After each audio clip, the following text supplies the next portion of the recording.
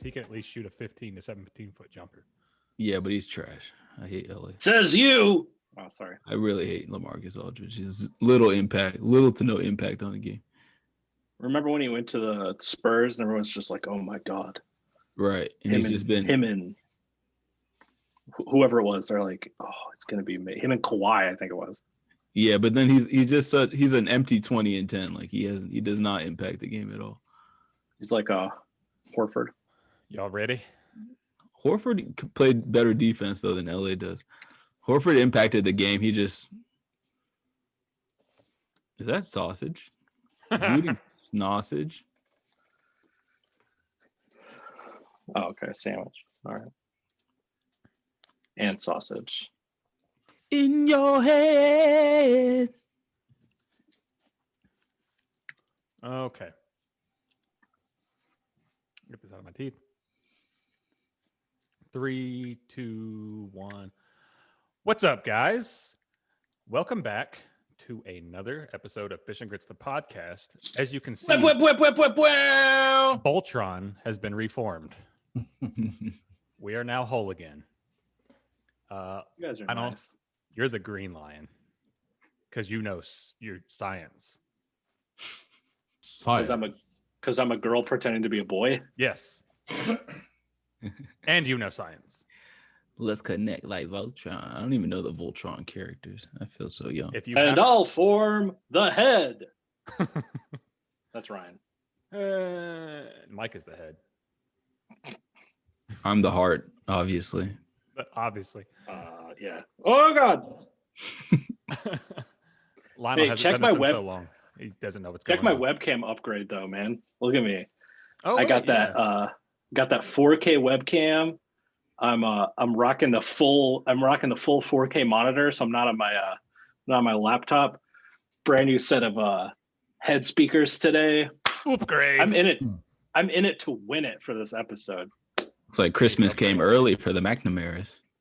No, it's not Christmas. I paid for all this shit. Actually, so it is like Christmas. I was gonna say, is that any different? Yeah. Hey, thanks guys for letting me come back. You guys have been holding it down. You've been doing a lot of good work. It's been good. Sorry that I abandoned you and then showed up randomly, but I'm excited to be here for this episode. Hey guys, we're gonna have fun. We're gonna have so much fun. I can't wait to get to my soccer segment. This is gonna be great. We don't talk soccer on this podcast. We don't do soccer over here. It's a sport. When we signed that one guy, I meant to say it, but I completely forgot. Yeah, you should have heard the couple episodes that we tried to do a soccer segment. We're like, ball, goal. To be fair, there was nothing to talk about until just now. So yeah. All right. So today is December 15th, 2020. Hell yeah, it is. We are now 2 days deep into early voting in the state of Georgia. Well, we're the only state that's voting because we're the best. And we actually care about who. No, I tried to put a positive spin on it, but there's no real way to do it. But yeah, early voting's open until January 1st. If you haven't already, get out there and vote. There's really no reason to wait. If you want to wait till January 15th for whatever reason, go for it. But did you already go? I went today. Yeah, it took me about 30 minutes. God damn it. Were you in the cold? Mm-mm. Inside? At Lucky Shoals, the way they did it the first time is they had it in the big vote in the gymnasium. So they shut down the entire basketball court. But this time they did it off to the side in some little smaller room. They had about 10. What is Lucky Shoals? What is Lucky Shoals? It's a park in Gwinnett. Yeah. They got nice courts. You get some nice games in there. It's now. I don't want to play no games. Don't try me. We still need to do the Fish and Grits 2-on-2 game that Lionel challenged us to. I don't play basketball. Either 21 or 2-on-2. Hold on a second, Marco. Are you always this uppity? I remember you being way less uppity than this. What do you mean uppity? Was you just yelling at people and stuff? Is it because you got that throne now? What yeah. now you're king of the podcast? I'm glad you noticed my my new Fish and Grits room. It's the first thing I noticed when I turned on the live stream after the game, man. You think you upgraded Bobo. your equipment? I was gonna go vote today, man, but it was 35 degrees outside. Like I took the day off to go vote. It was like 35 degrees and I had the kids. And I was like, I'm not about to stand outside the aquatic center with these damn kids for an hour waiting to vote. It's 30 degrees. So I'm gonna try to hit it on I'm gonna try to hit it on Friday. Who'd you vote for? Dollar? Blue down the list. You didn't vote for Donald Trump? I He's don't think already he was on the lost. ballot. Oh wait, is that a segue into our current events? We're in current events right We're now, already- G. Yeah, that was number one. Yeah, I guess that Have could you be number guys- two. Have you guys heard about this whole, sorry, I haven't been here, so I really like jumping on stuff. Have you heard about this whole okay, so Donald Trump on Monday, which was the day that Georgia sent its electors, certified its results, and sent its electors to Washington.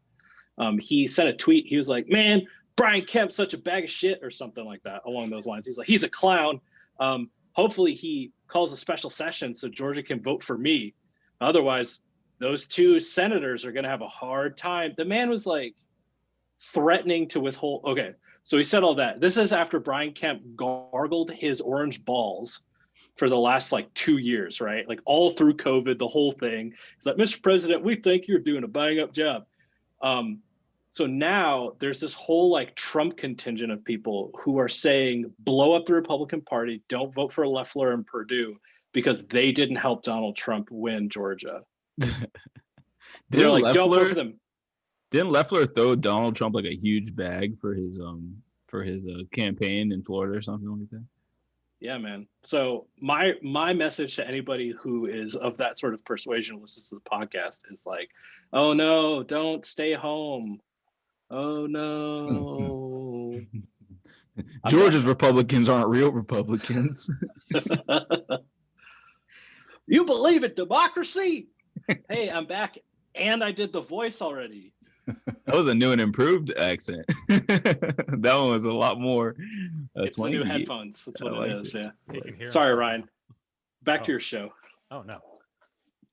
It's actually perfect because you can fill in the gaps for those places that we don't know as much. Like number two. Actually, Lionel, you take number two because this is your specialty. All right, what up? So COVID, it's still a thing. We had more people die from COVID one day this week than died in 9/11, which brings me to one of my very favorite quotes that I've seen recently, which is Republicans will take off their shoes at the airport for the rest of their lives because 3,000 people died on one day, but they won't wear a mask, even though 300,000 people have died this year because it makes their face itchy. So COVID vaccines, we've got one that got approved by the FDA. It is the Pfizer vaccine. It is an mRNA vaccine. It's so cool. It's the coolest. And these sorts of vaccines have been things that like we were studying in school and they're like, maybe someday. And then all it took was a global pandemic that's killed like 1 million people. That's all it took. So normal vaccines, for instance, the flu vaccine contain either pieces of or inactivated virus particles, right? So like the proteins on the outside of the virus. The way that you get these, there's a whole bunch of different ways. The flu vaccine, they usually take the virus and they prevent it from being able to replicate, but you get like the whole virus, right? Because the whole thing is you want to create antibodies to the proteins that are around the virus. You know, you've seen the picture of the COVID, right? It's got all the suckers all over it. You want to make antibodies to those suckers so that the suckers won't let it into the cell, if that makes sense. Like it uses those proteins on the outside to unlock the cell and go in and then do its virus thing. Another way that you can do it is like the hepatitis B vaccine, where you produce just that surface protein, just like the sucker piece, right? The spike. And you do it in like a bacteria or something like that. You pump out a whole bunch of it because then you make antibodies to just that part. An mRNA vaccine actually is like, just like the very best description of this I've heard is it's like sending your body an email that describes what the virus looks like and telling your body to kill it on site. So the way that protein production works, right, is you've got your DNA, right? Quick little science lesson. I'm so glad to be back. You got your DNA, right? Your DNA splits, and then it either replicates or it goes to produce proteins. If it's going to produce proteins, you produce a little fragment called mRNA, which is messenger RNA, right? And RNA and DNA are super, super similar, but mRNA is something that you make all the time. And that mRNA floats away, and that is what's used to code your proteins, all of the proteins in your body, right? So if you take the mRNA for the surface protein for COVID and you inject it in people, the mRNA is taken up by the cell, it produces that COVID surface protein, and then the body's like, oh shit, no, and then produces the antibodies for it. It's been theoretical forever. They haven't had a large scale trial because they haven't had a new vaccine that they've had to make in a long time. So like the fact that we got this emergency authorization is fucking great. Before anybody gets angry about, or before anybody wants to say that Donald Trump gave us this vaccine, it was created in Germany by a Turkish Muslim immigrant. Oh, yeah. So Yeah, what's his name? Tried to use that same excuse. Who, Ted Cruz? Yeah, Ted Cruz, because Canada made it free. well, Canada not only ordered more tests per capita of any countries that's ordered tests so far, but they ordered so much that they will be donating them to other countries to help fight the pandemic. And Ted Cruz is like, we don't do that here. We don't care about people. My dad's Zodiac killer. Or no, he's the Zodiac killer. His dad killed JFK. Anyway, so the Pfizer vaccine is the one that is, the first dose was given in the UK. And it's rolling out now. There was all those like videos. I saw this video that like took the NBA and ESPN theme song and played it over people like walking the vaccine into the building. It was pretty funny. I'll try to find it and drop it in the chat. But that one apparently has like,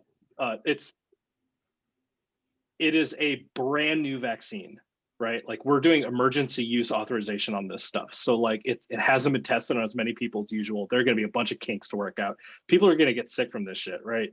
So like calm the fuck down. It's okay. But I guess there's some partial facial paralysis that's going on. Bell's palsy. Yeah. Right. The other vaccine that's Moderna is so the Pfizer vaccine sucks because it's got to be stored at negative 90 degrees Celsius before it's given. Wow. Because it's not very stable. They haven't done a lot of like the shelf stability work because we made a vaccine and got it to market in a year. So come on. Wait. Explain to me how you can keep something at that temperature and then somehow vaccinate a person with it. You keep it in liquid nitrogen. As soon as you take it out of liquid nitrogen, it starts to degrade. So it has to be like from liquid nitrogen into you take it, you dilute it a little bit, and you stick it in somebody. Boom, boom, like super fast. And it's got to be two doses over the course of 3 months, I think it is. And it's like 96% effective. The Moderna vaccine has to be stored at negative 40 C and is 95% effective. Also takes 2 doses. That's getting FDA approval, I think, this week. But the major thing is Dr. Fauci, who's a medical doctor and also short, but mostly medical doctor, has said that it looks like April or May before the rest of us are going to start getting it. And it's going to be years before children are approved for it because, shoot up the adults all you want, fuck it, who cares? But like leave the kids alone. So you got to make sure that, everybody keeps wearing their masks, keep social distancing. It sucks. I know it sucks, dude. Right. Like, fuck, but man, 1,900 people died yesterday in the United States. And just because it wasn't someone doesn't mean it won't be someone you know. You know what I mean? Could be you. Yeah, and I'm not fucking around with that stuff. But you know that about me. So please just keep using Instacart. If you don't want to use Instacart, go ahead and do that click list. It doesn't matter what app you use to order groceries. Yeah, it sucks. Yeah. So Ryan, I see you've got Cyberpunk 2077 problems. Yes. I got news for you, homie. I'm playing it on Stadia, and Daddy has 0 issues. Yeah, I've had 0 problems on mine. But your Pfizer vaccine reminded me of a scene from Cyberpunk for mild spoiler alert, there's something you have to steal that is kept at, sub-zero temperatures. I forget how cold it was. And if it opens up, it destabilizes. And so then they put it in their body. I was like, oh, yeah, that reminds me of Cyberpunk. But for those of you who have not been paying attention to the video game world, one of the biggest game drops in a long, long time happened this year. The day, what day was it, Lionel? Do you remember? Was it the day that the Xbox dropped, or was it a little bit after? It was December 7th, Cyberpunk? Yeah. It was 11th? last Thursday. It was the 10th. Okay, yeah. So December 10th, they dropped it. People have been waiting for this game for like almost a decade. They announced it 8 years ago. It went into production 4, and it's been delayed numerous times. And it was supposed to be groundbreaking, and it still is. It is one of the most beautiful games I've ever played, but it's Cyberpunk 2077. And it's a very computer memory, video game intensive. It's gonna put whatever you're running it on to the absolute test, because it feels like you are playing a cutscene the entire game. It literally feels like you're either watching a movie and you're able to make choices in it, or you're just playing a cutscene. It's absolutely gorgeous. So Did you design your character to look like you? The best I could, yeah. I gave mine the smallest penis I could, and it still wasn't quite realistic. Oh, So self-effacing dick jokes. I love it. so Cyberpunk, just really quick, I'm going to ruin it for everybody who's been playing it. There's apparently a joke in there. It's made by a Polish company, right? CD Projekt Red. And there's apparently a car that you can get, and if you look at the stats on it, it says that it causes 45% of the vehicle crimes in the city, despite only being 12% of the population, which is a direct reference to black crime statistics that white supremacists use. And I guess Poland is racist. Oh yeah. So have fun playing this game, everyone. I can see Poland being racist. I mean, But Keanu Reeves is in it, so Is he in it, or did he just have it? Yeah. he's in it. he's a character. And Is that a selling point? Yeah, I mean, I'm just playing. Keep it it moving. definitely adds to it. Yeah, but anyway, so a lot of people are trying to play it on last gen games and computers who have no business playing this, let alone running Windows 10. And they're complaining, and they're like, it keeps closing and it's crashing, and my computer isn't doing this, and my Xbox that's now 8 years old isn't running it right. It's like, well, no shit, man. This is designed to be played on next gen. Explain to me this game. Is it a full? Is it like GTA level of full world like access? It's the biggest map, I think. It's huge. Oh, dude. I haven't even touched like a quarter of the map, and I've been Free driving roam forever. Yeah. Yeah. It's a shooter, so it's kind of like Skyrim, but in the future. It's based on a role-playing board game from the 90s or 80s. Can you drive? Cyber. Yeah. Yeah. Marco, I sent my live stream to y'all in the chat the other day. That's what it was. I'll send you the link again so you can watch it. But it's absolutely gorgeous. But yeah. Anyway. My advice is if you've got GeForce Now or Stadia, play it that way. If you've got a decent enough internet connection. So I'm at 300 megs down, and I'm playing it on Stadia, and it's smooth as butter because it's being, rendered on a supercomputer a few miles from my house. I was like, I can either buy a PlayStation 5 or I can buy a Chromecast. Yeah, I can't find the link. I'll send it to you later. So getting more into the football and sports current events, Army beat Navy 15-0. Beat those little sailors right into the ground for the fourth time in 5 years. There was one pass thrown all game, right? And it was a touchdown. Yeah. I mean, sounds like an Army-Navy game. Yeah, if you like modern day football, Army-Navy's not for you. It was like, maybe y'all should do that more. If the one time you did it, it was a touchdown. I mean, it just really depends, because you can't recruit that well. Hey, you want to come play college football for us? Oh, by the way, you have to enlist in the military. They're like, nah, Pass. 4 years. You got to serve 4 years after you graduate or something. something like that. I don't know.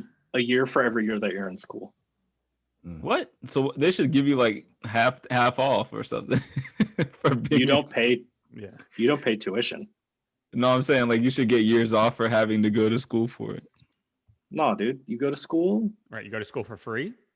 then and you also go. get benefits. Don't they let Fight you for go to your school for country. free anyway if you're in the military? No, You get a GI Bill. Right. but But you this have is, to like, be in the free. military first. Yeah, this is like, yeah, it's all. I mean, it's all the same. It's all the same thing. Every year you're in school, you got to serve a year. So That's the way it goes. So and finish in also, 2 if you years. graduate from one of these institutions, they are top flight. You will get a good job. Yeah. Get a very Well, good job. you just don't. You don't want to be that kid that's like Van Wilder in the. Take 12 years to finish. Now Did you see how foggy that game was, dude? Yeah. That I was didn't watch it nuts. live. I didn't even know. For some reason, I thought it was the following weekend because college football is, Weird. all It's over the place it's this year. usually that weird week between the end of the regular season and the bowl season starting. Mhm. It's usually the only game. It's So I tuned in at halftime and was like, damn, it's foggy. And then I went and did something else. There used to be a really cool gathering that they would do over here on Roswell Road at the Taco Mac there, and it would be filled with Army and Navy people, like absolutely packed. So it was a really cool environment to watch there. And I took Nicole there one year, and apparently it stopped. So I was like, What "Hey, do Navy oh, people? never What do mind." Navy people look like? What do Like, they wear? Look down in the bottom right. Oh of yeah, the I mean, oh yeah, the Marines are part of the Navy, aren't they? That's Yeah. true. The men's department. That's right.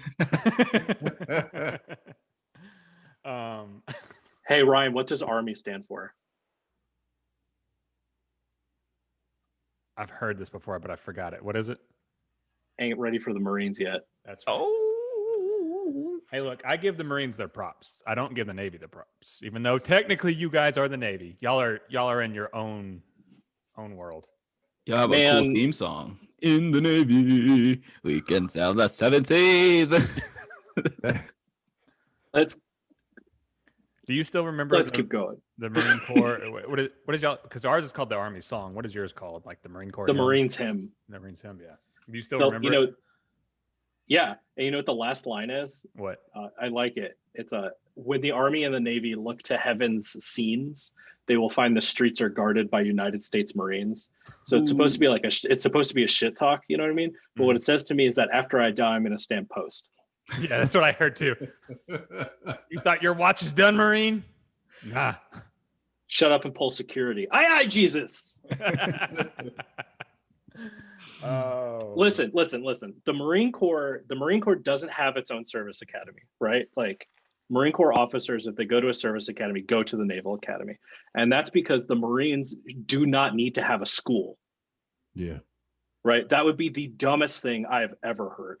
Mostly because like the idiots that would go there would like ruin the reputation. But the other thing is like, we can't have something nice like that, like a college.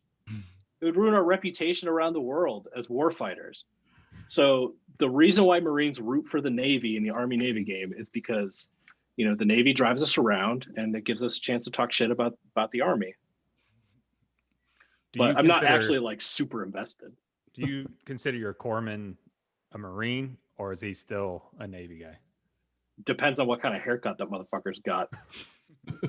Doc, if you're listening, all my corpsmen were such, they're like, I'm Navy regs. So they have like this kind of hair, right? And I'm over here, with like my actual, like, and I got to shave. And they're like, oh, I'm shave. I'm not going to PT with you guys. I got to go to BAS and all this shit. So then I had a boot corpsman before my second deployment, and I challenged him to a tourniquet race.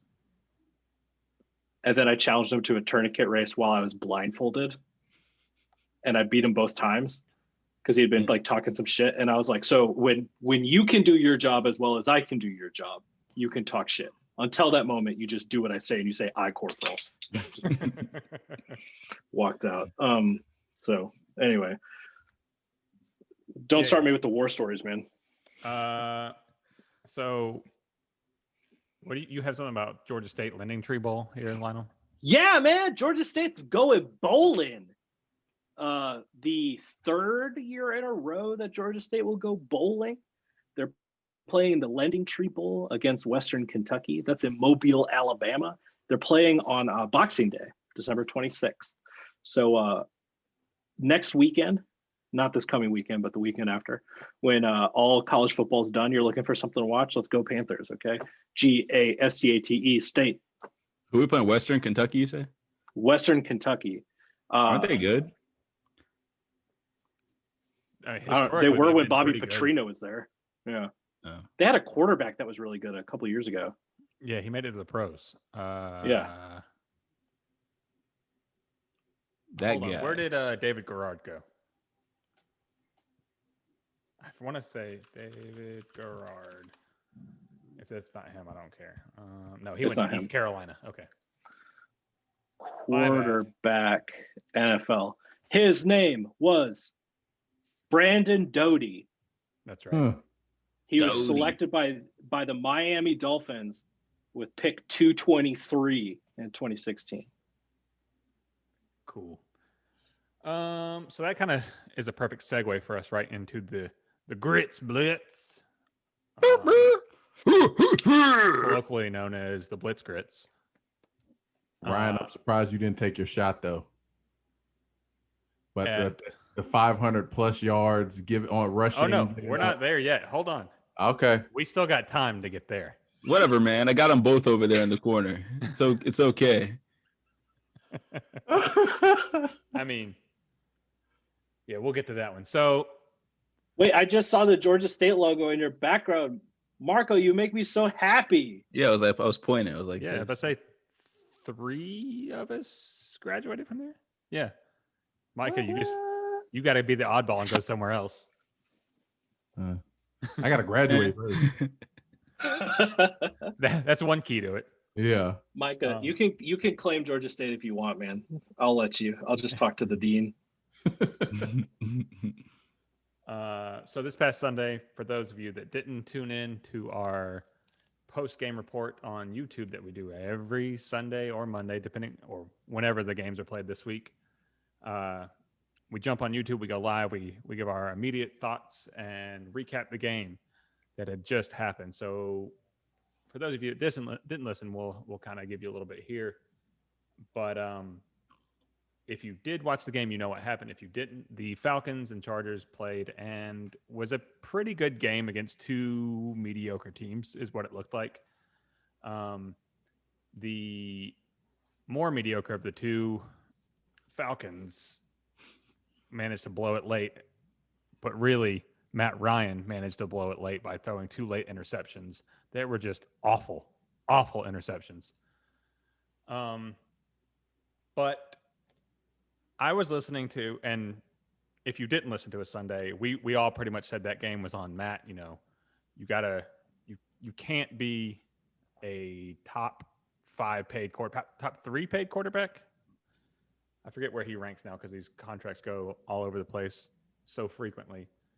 But you can't be in the top 5 of paid quarterbacks and make those type of mistakes, especially this many years in. And some of our frequent listeners tried to say that, you know, quarterbacks age and this is what happens to them. But I was quick to rebut with 4 other quarterbacks at the same age as Matt Ryan all have extraordinarily better numbers than what Matt Ryan has produced this season. Rodgers. Yep. Rodgers, Brady, Breeze, and Rivers. I threw Rivers in there just to, you know, like, look, he's not a GOAT, but still look. And 3 of those guys are like 5 years older than Matt. Now, and still performing better. Drew Brees has as many broken ribs as Matt Ryan has wins this season. He might have as many broken ribs as interceptions he's thrown. Yeah. So Carl Dukes of 92.9 made a really good point the other day. And, you know, put him up, C Dukes. Yeah, for those of you that don't listen, they're really good listen. 2 to 7 every day. What a long block of time. Man, I'm telling you, imagine having to talk for 5 hours. But every day. Bunker did We tell could do me a it. good point. Yeah, we actually, Bunker said it would be harder to podcast for him than it would to be to radio because they get 15 minutes of like off air time every hour.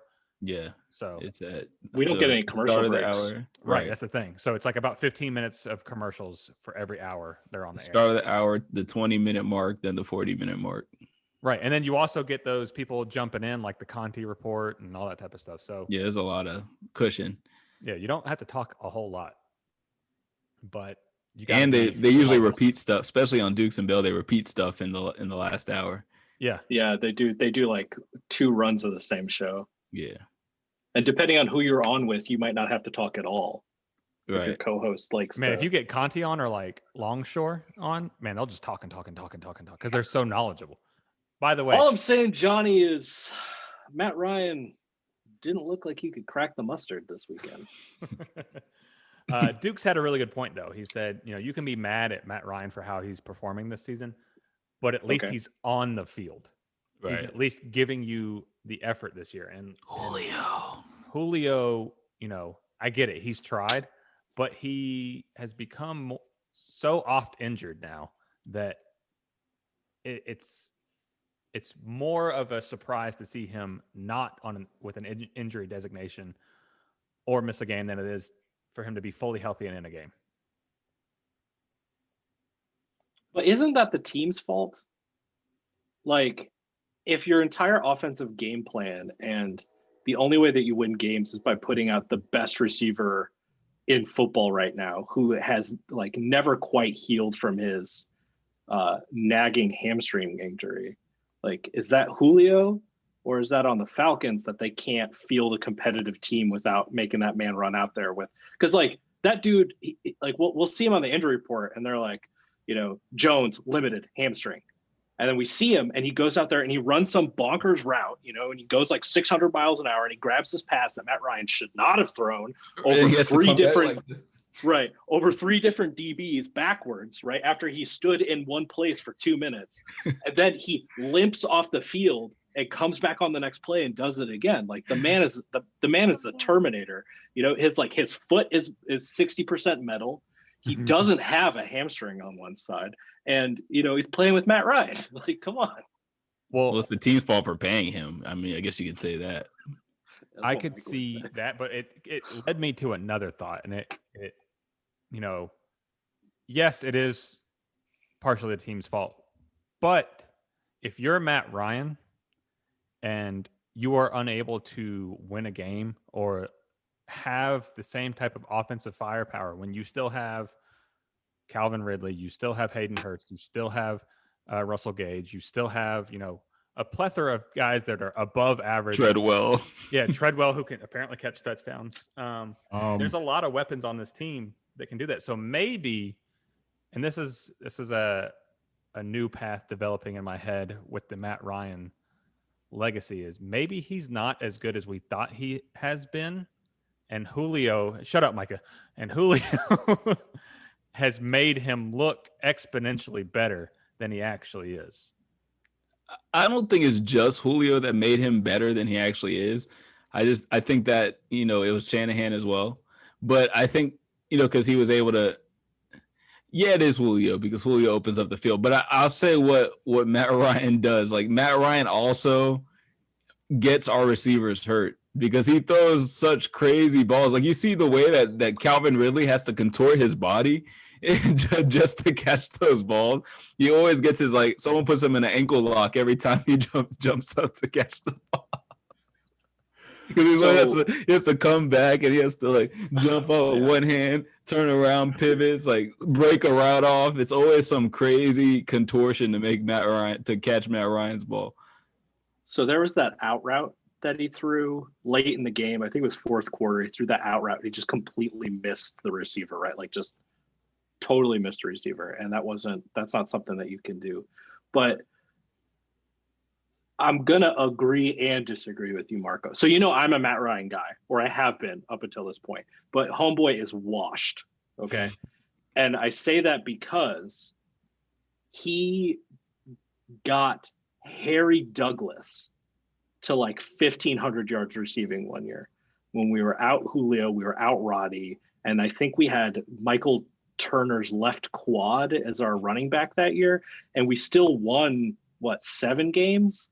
No. I think we went 4-12 that year. That was the year he was hurt. 7 was the year he was hurt, right? With when Redmond came in. Yeah. Prior to the Arena Football League, Rojo Hombre. Matt Ryan has got some zip this year on some of his deep balls that I haven't seen since that second year with Shanahan, right? The Super Bowl year. But he is incredibly inaccurate so far this year. And he's also being coached by Dirk Cutter, who I guess he pressured everybody to hire, right? Like he picked Dirk Cutter as his favorite OC. So I agree with you that Julio's a big part of it, but like Atlanta can draft wide receivers, man, or can sign wide receivers like Gage, Zacchaeus, Ridley. It always seems like we've got like just receivers on receivers on receivers on receivers. And we should have won that game against the Chargers from the second half that I watched because I was depression napping for the first half. Full disclosure. But the second half that I watched, it looks like we should have won. But my man is just washed, dude. Like that slowest pick, trigger. Yeah, he doesn't get the ball out, and then that linebacker over the middle that Ryan and I have talked about 100 times because that's also who always picks me off in Madden. Is that that underneath linebacker. But that first pick in the fourth quarter, I was like, oh, that's Matt Ryan. Like that's like the most Matt Ryan interception trademark, ever, right? Go for it, Micah. Yeah, well, we deserve it, Micah. Give it to us. I would try and keep this as short as possible. But no. Here's but I kind of hinted it this Sunday. Ever since we drafted him, he's had amazing weapons. You had Roddy White, you had Tony G, and then so we lose to and then we have Michael Turner at his prime and his peak. So you didn't have to do much the first years until we lost to Green Bay. Then you go and get Julio. So you've got Roddy White, Tony Gonzalez, and Julio with Michael Turner in the backfield. So I mentioned this Sunday, I said he had a bad habit up until Shanahan got here where he was so comfortable with his receivers and his receivers were so good that he could stare down his first read and still throw it to him and not have to worry about throwing picks because they always got open or at least in position where they could catch the ball and protect the ball. So Shanahan broke him of that and got him more spread, seeing the field and spreading. But now that he's back in a Dirk Cutter offense, it seems like he's reverted back to some of his old bad habits. Now, I mean, is like I'm not gonna say like I've never been one to say he's trash. He's a good quarterback, but he has some bad habits. He doesn't but he doesn't have enough athleticism to overcome those bad habits. He doesn't have a cannon for an arm, and he's now that clock, that mental clock, he's been hit so much that mental clock goes off so quickly, and even when he has time, like he's in the pocket panicking, and it's like I gotta get rid of, and he makes mistakes because his clock is moving too fast. Where it's like, dude, as long as you've been in the league, you should be able to sense pressure, not just like, oh, the anticipate clock. It. Yeah. You should be anticipating. You should be able to sense it, and I think that's the biggest thing. And Julio opens up the offense in a way that that allows, like, he helps Dirk Cutter big time because Dirk Cutter he makes Dirk Cutter feel like he's a genius when in reality he's absolutely terrible. But it makes his route combinations work because, like I said, when we played the Saints, Julio being on the field drew double coverage, so you very rarely had to worry about that free safety lurking and lurking the field and stuff.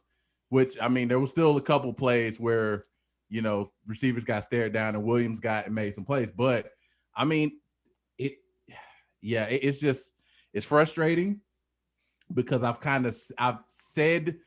been saying this for years. Not, and like I said, he's a good quarterback, but we paid him like he is like this transcendent player. And when Julio's not on the field, you start to see the chinks in the armor, essentially. Well, I have a question. So do you think, in terms of this route running thing, so was Austin Hooper just like really good at finding soft spots in the defense? Yeah. Or is that like just a scheme thing? So PFF, so Pro Football Focus basically said 75% of Austin Hooper's catches came from just finding holes in the zone, and Matt was comfortable with them. So when Matt got in trouble, he always looked for him. Versus Hayden Hurst, who's a different type of receiving tight end. The dude can outrun anybody, but Dirk Cutter, it's like, all right, we're gonna relegate you to the flats. And Matt can't throw people open, so yeah. Well, he won't, because when he used to, he threw a lot of picks because he didn't see the robber zones and the linebackers. So it's like now he waits for receivers to get open before he throws it. So, I mean, yeah, I want to separate from the money thing really quick though, Micah. I know that like we can beat Matt Ryan's contract to death and whatever, but the fact is that we have a pretty talented team with or without Matt Ryan's contract.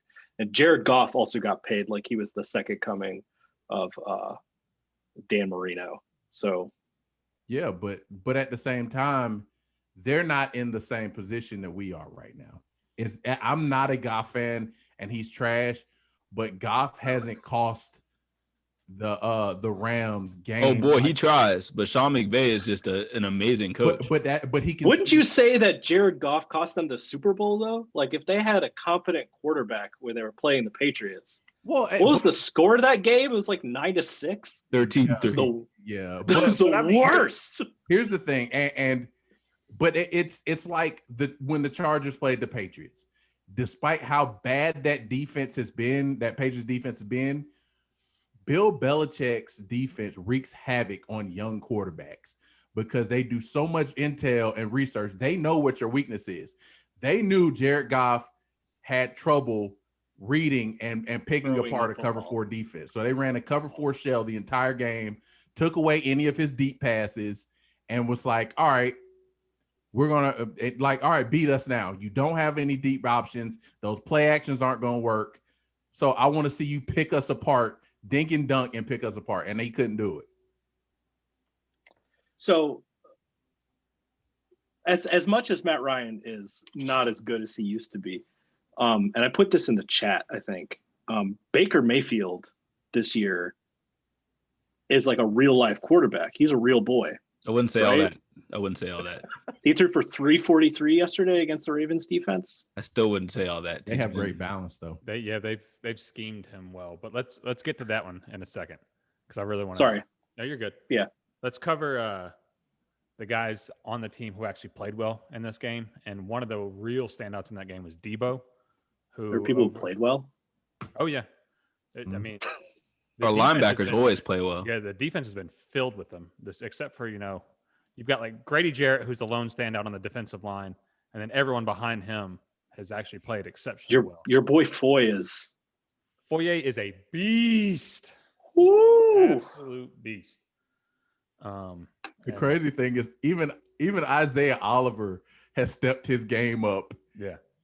And doesn't look like an absolute liability out there. I mean, Sheffield doesn't see the field anymore, and our 3 corners that are out there now look good.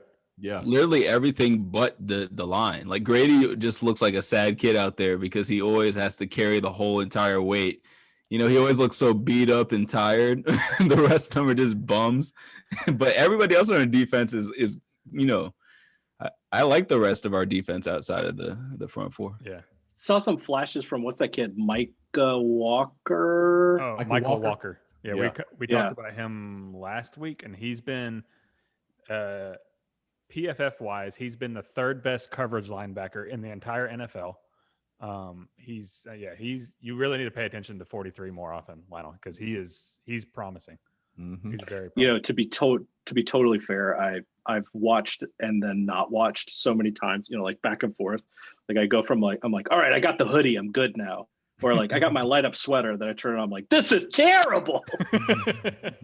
Justin Herbert looks like he's 15 and he's still and then the trading interceptions, I just left the Oh, room. yeah, that was so unreal. bad. That was so bad.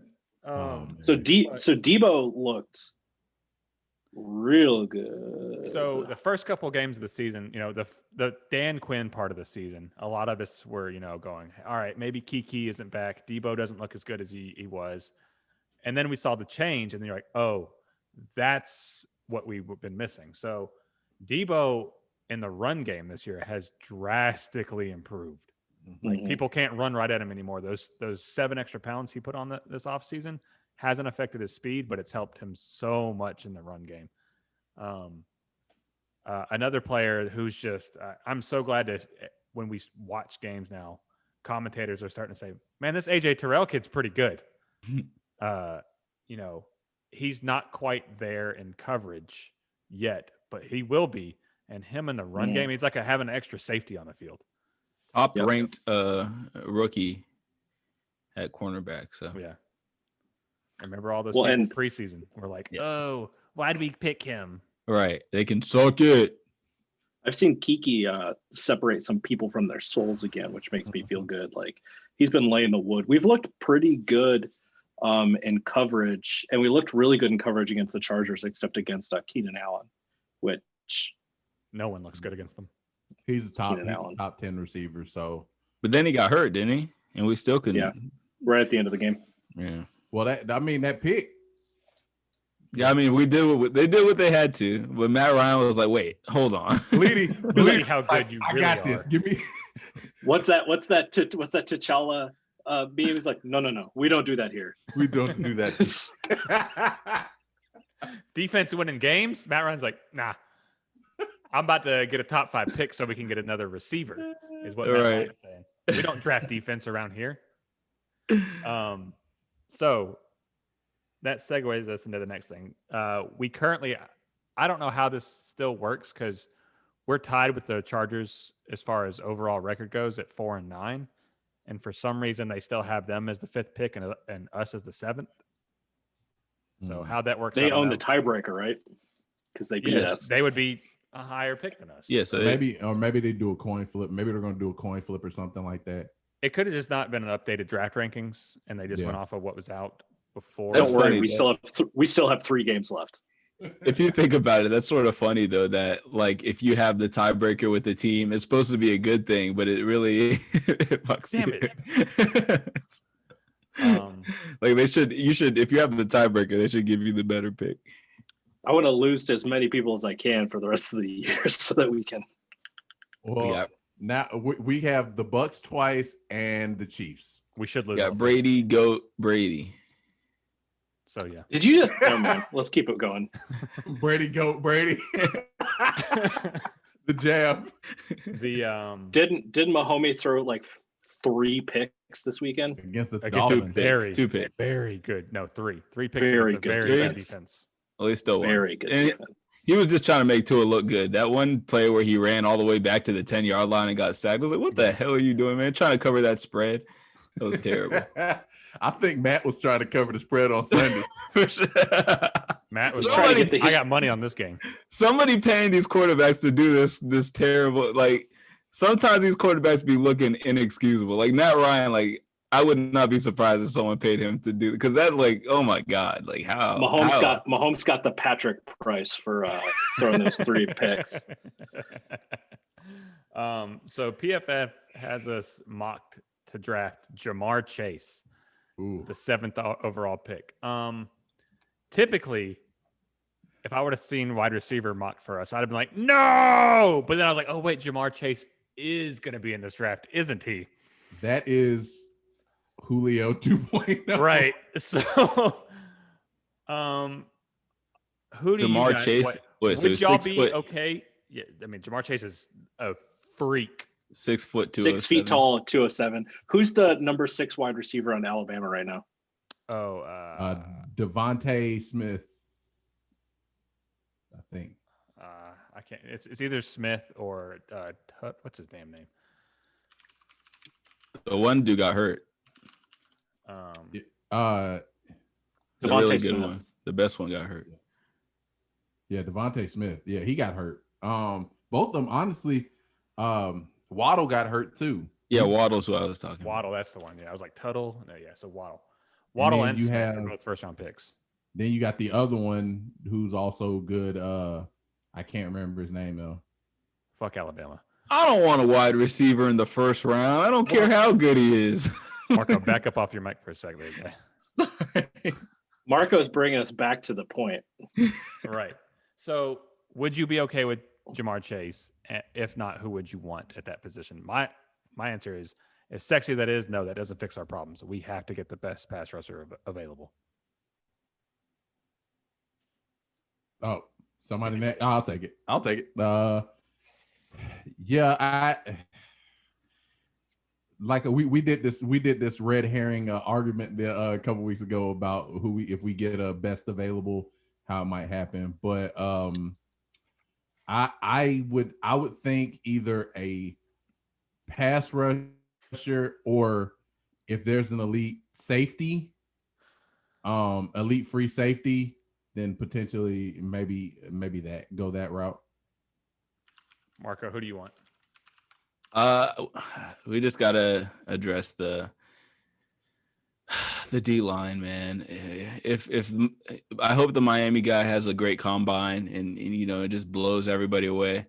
But I'm also iffy about guys who take time off, who don't want to play football. You know what I mean? Even if it's for, let me get ready for the NFL, it always just says something about that competitive streak. I want the guy who always wants to play, and that's the only reason I'm a little bit weary about the Miami guy.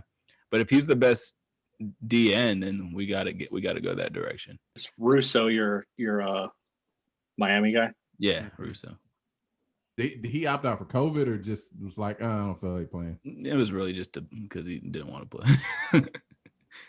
He's scared. Right You can when say he's COVID scared. broke, I think he opted out. Yeah. Yeah. What about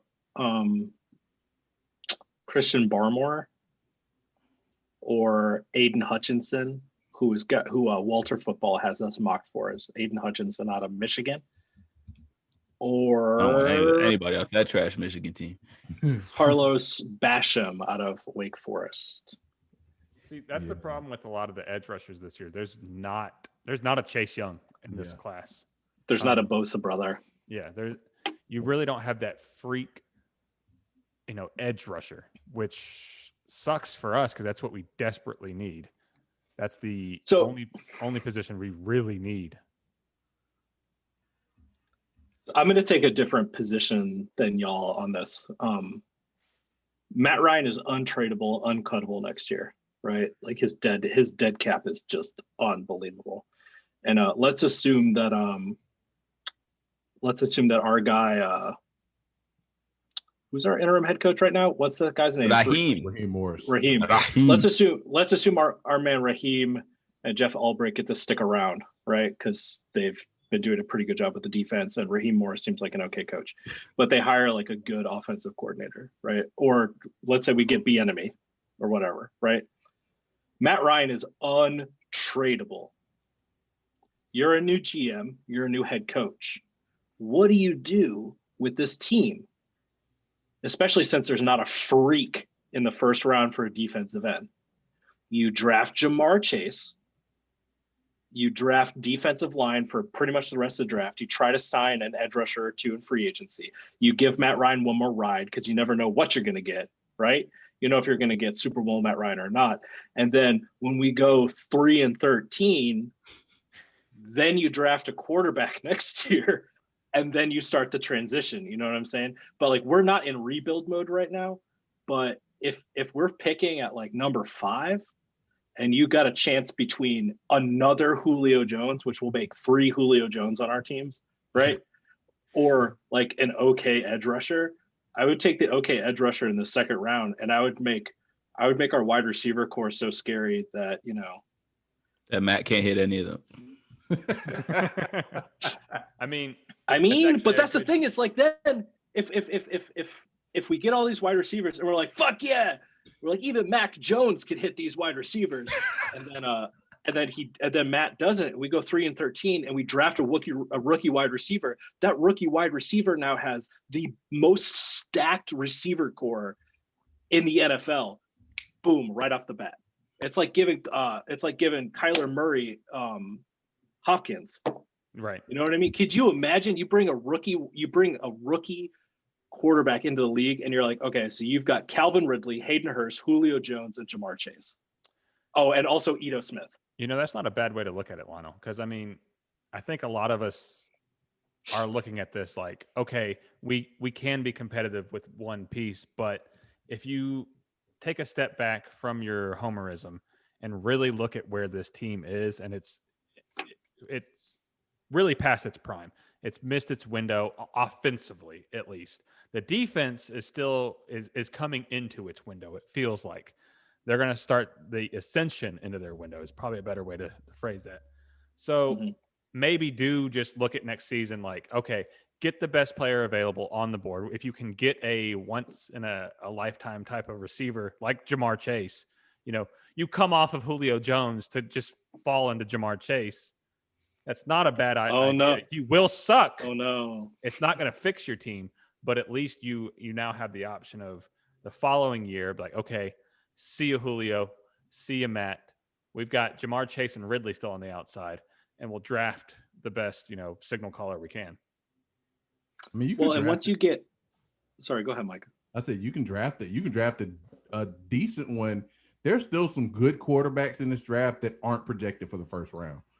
Like Jamie Newman is a good quarterback, and he's going to go somewhere in the 3rd to 5th round probably. So get your Dak Prescott. Yeah, basically. Why not, man? He's another like Dak Prescott style like quarterback. Well, didn't he fall? Or look for. Didn't Dak fall? Yeah. I don't know if he fell. He was never really projected that high. Mississippi State. So I mean, but he went. I think they drafted him in 3rd round. Right. So I mean, that Mississippi State team was like 10-0 until they lost late in the season. Well, Dan Mullen's a good coach. I can't stand the guy, but he's a good coach. And I mean, look at the quarterbacks he's had. Well, look for your Russ Wilson, dude. Yeah. You know what I mean? Like, yeah. And who went in the 1st round that year? Who knows? You know what I'm saying? But like, it's for me looking at this draft, I've given up on, unless we've got an offensive line that looks like it's on the upswing, right? We got some running backs that now that Todd Gurley's not blocking them look like they can play football. We've got a good receiver core. We have one really good tight end who probably doesn't play like a tight end should for Matt Ryan, right? Like you're looking for a Jason Tamme. All my lights turned off. Ryan's looking for, like that Jason Tamme, Austin Hooper sort of deal, you know what I'm saying? But if you go BPA at your first draft as a GM/head coach, right? The worst that happens is your team keeps sucking. The best that happens is once you get your own quarterback, because you know that's what's going to happen, right? Yeah, Tucker's he wants to bark so bad. There's a cat outside. I'm closing the window. You know that's what's going to happen when we get this new GM and this new head coach. Is if we hadn't had a new GM, I would come at this a different way. But since we got rid of Dimitrov, they're going to want their own dudes. So that's where I'm at with it. I don't know. And to answer your question, the quarterbacks that went before Russell Wilson were Andrew Luck, RG3. Where was another one? Ryan Tannehill, who has recently revived his career, but not Russell Wilson. Brandon Weeden and Brock Osweiler. Brock. Guys. My guy. 6'8", The 6'8" guy with the cannon. Yikes. Guys, look, if you had to choose, you know what I mean? Like Andrew Luck, I would love to have in his prime Andrew Luck, right? Mm-hmm. That would be dope. And Tannehill's fine, right? But look at all those other motherfuckers. Right. Nobody's in the league. Brandon Weeden was 40 when he got drafted. You don't got to take a quarterback in the first round and win. It's okay. Tom Brady NFL six. Everybody knows Aaron fell all the way. I mean, oh man, I just pictured Andrew Luck trying to do the get fucking set to get set. Dang it! Get set, shucks. Sorry. I didn't mean to get that aggressive with you. All right. So Ryan, sorry, go ahead, Marco. I was just gonna say that in the coming years, there's a couple of good quarterbacks like Spencer Rattler. The kid from Coastal Carolina, he's actually like a true freshman, so it's gonna be 2 years before he comes out. But that kid is nice. I mean, it's time for Atlanta to get on trend too with a mobile quarterback. Yeah, but if you're gonna pat the ball, at least be able to move.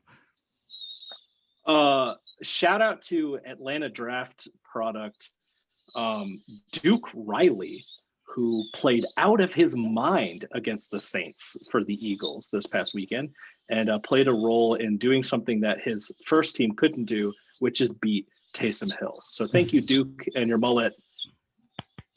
One love, buddy. Bird Brothers. So let's not go over the entire NFL slate. Let's kind of highlight some games here that happened. And you actually segued perfectly into it there, Lionel, with your Eagles beating the Saints. But it was not the Wentz-led Eagles. It was Jalen Hurts time. What'd you guys see? What'd you think? Is Wentz done in Philly? Or is that just one game? Marco? I'd say that he's probably done in Philly, but I don't think like Hurts is necessarily like a long-term answer. But I mean, that boy can run, man. He can definitely he runs when he needs to, and then when that he makes the line look good because he can run. And Carson Wentz, I mean, he's very talented, but he got the Carr brother. He got that in the head right now, so he just can't make good decisions anymore. So I think putting Hurts in there he's definitely going to finish out the season just because he has the ability, but he's still one read Hurts. I mean, he's still, you know what I mean? Lock in and run. That's pretty much. They have shitty offensive line though. Yeah. They have shitty everything. They're so hurt right now. Yeah. I think they just got their running back, so that was a good thing. The fuck off. He went off, yeah. Micah. Great to see a running back go off like that on the Saints. Micah, do you think the difference that Hurts made was because he's a more capable quarterback than Carson Wentz, or because they didn't have any tape on him? Partial. And he adds another dimension to the offense, right? Yeah. Like, because Wentz isn't going to run like Hurts. So there's a difference between having like a mobile quarterback like Pat Mahomes, right? Or Deshaun Watson, and having a running quarterback like Lamar Jackson. Like Lamar's going to have a couple reads, just like what you were saying, Marco, like one read Hurts, right? Lamar's going to have a couple reads. I think he's going to just fucking go. So which do you think is the more likely reason why they had more success under Jalen? There were a couple Big Ten quarterback Jalen Hurts, by the way. There were a couple of reasons. I mean, I think no tape always helps. Cause like I said, that was the problem when we played Taysom Hill the first time. We just didn't want to attack him. Okay. But ultimately, I think the Alabama background in him is a huge help for him because he's so cautious with the football and protecting the football. He's not going to try to take the risk that Carson Wentz tried to take, because Carson Wentz is a gunslinger in general, but their offensive line has been so bad. He doesn't know when to turn off. He's like Brett Favre mixed with Jameis. So it's like Cannon, he's already going to take some tough throws. He's already going to make some tough throws that he probably shouldn't because he trusts his arm strength. But he also like just doesn't read. It's like he doesn't read defense as well.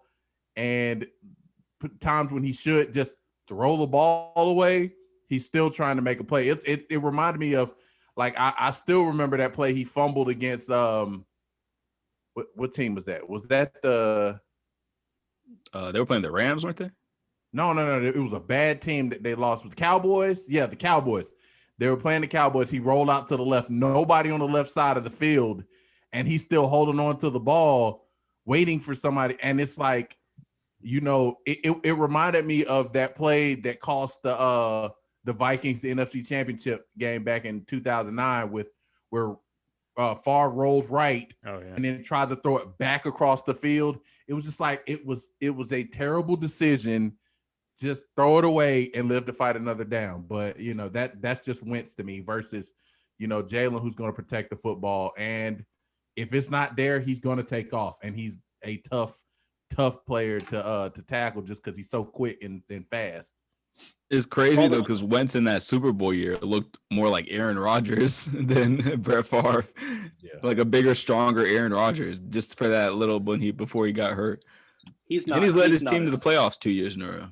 He's not as smart as Rodgers, and I don't think he can do as much with as little as Aaron Rodgers did. But I do think that he looked crazy talented. Quick point of order, Matt Ryan, if you're listening, when Micah said just throw it away, he meant throw it away past the line of scrimmage and don't get an intentional grounding call. That was so stupid. Oh my God. You can't do that in your 13th year. Let me just. Tyler was trying to ask me, what games did Matt cost us? I was like, this one? I sent him the list. Thanks, Tyler, for always being a loyal listener. Taylor. Whatever. Tyler was the guy that we had on from the Panthers, Mark. Okay. So yeah, that with the Eagles beating the Saints, you know, the NFC East has kind of been on a little hot streak here recently. Like I still think the best team in that division is the Washington football team, even though they just lost Alex Smith, hopefully for not too long. But that defense is legit. I mean, Ron Rivera defense, man. Ron Rivera, like to go from the Panthers where you had, you know, you made your bread and butter off of really good defensive lines and athletic linebackers behind them, to go to that Washington football team where it's like first round pick. And by the way, their entire second string defensive line is first round pick. So it's like they just cycle them in and it's just talented players. It's like, oh God, that's got to be so nice. But boy, when those guys come up to get paid, there's going to be a lot of defensive line talent floating around the NFL free agent market because they can't afford to pay them all. And think about how much crap Washington fans have had to deal with to get that much talent. Boy, you know what I mean? Like, pass. The scary thing is they've had a lot of that talent for the past couple of years, but old Jay Gruden is, you know, doing cocaine lines and, you know, hitting on women and stuff, so he couldn't utilize it. Hey, baby, you know I'm a football coach. Shouldn't you be making a game plan? Team. Yeah, I got a game plan for getting in them jeans, baby. Gross. I think the NFC East is my favorite division of football right now because Colt McCoy is starting for the Giants. At least he was. Right. Alex Smith is starting for the Washington football team, and Philly is awful. And so is Dallas, and so it's my favorite. It's once again, it's like which 5-11 team is going to make the playoffs this year? The Red Rocket got them looking respectable, man.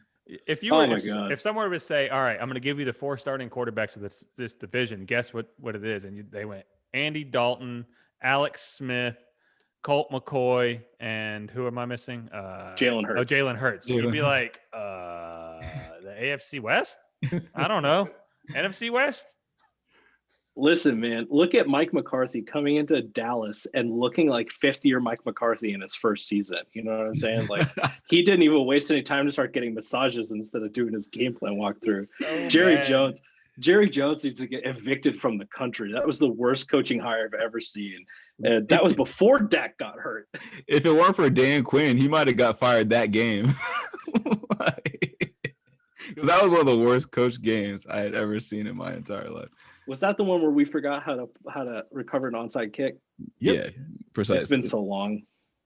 Yeah. That was the beginning of the end to this season, where we were just like, oh my God. As soon as I saw that happen, I was like, nah, we ain't doing shit this year. Can't even recover the most perfect onside kick I've ever seen in my life. It's funny with our preseason predictions. Yours turned out to be too optimistic, Lionel. No, and I was the most I was like, I'm gonna be the pessimist, right? And now like even I feel like I got hoodwinked. I wish we'd had a full preseason, because then I would have been like, we didn't win a single preseason game. No Super Bowl. God,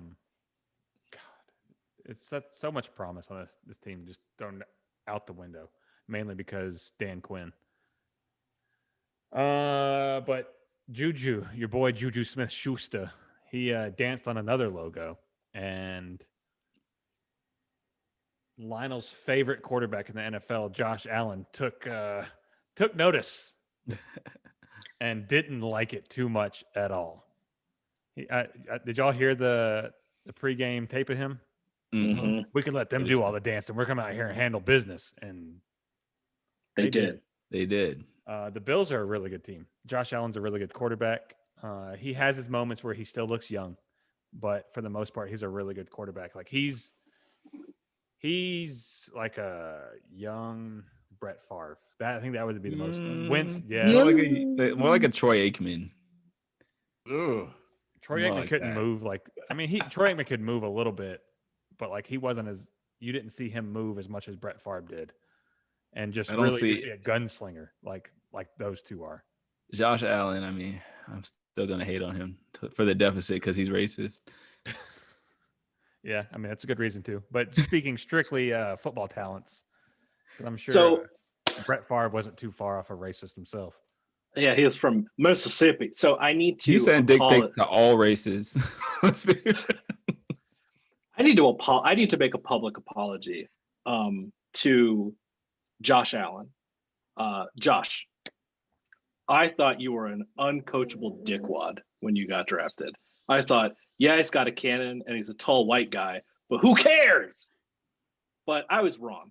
You listened to your quarterback's coach, Jordan Palmer, and he might be a miracle worker, and Sean McDermott might be a racist, but hot damn, are you an actual quarterback now? And I just want to say thank you for beating the Steelers. I appreciate that.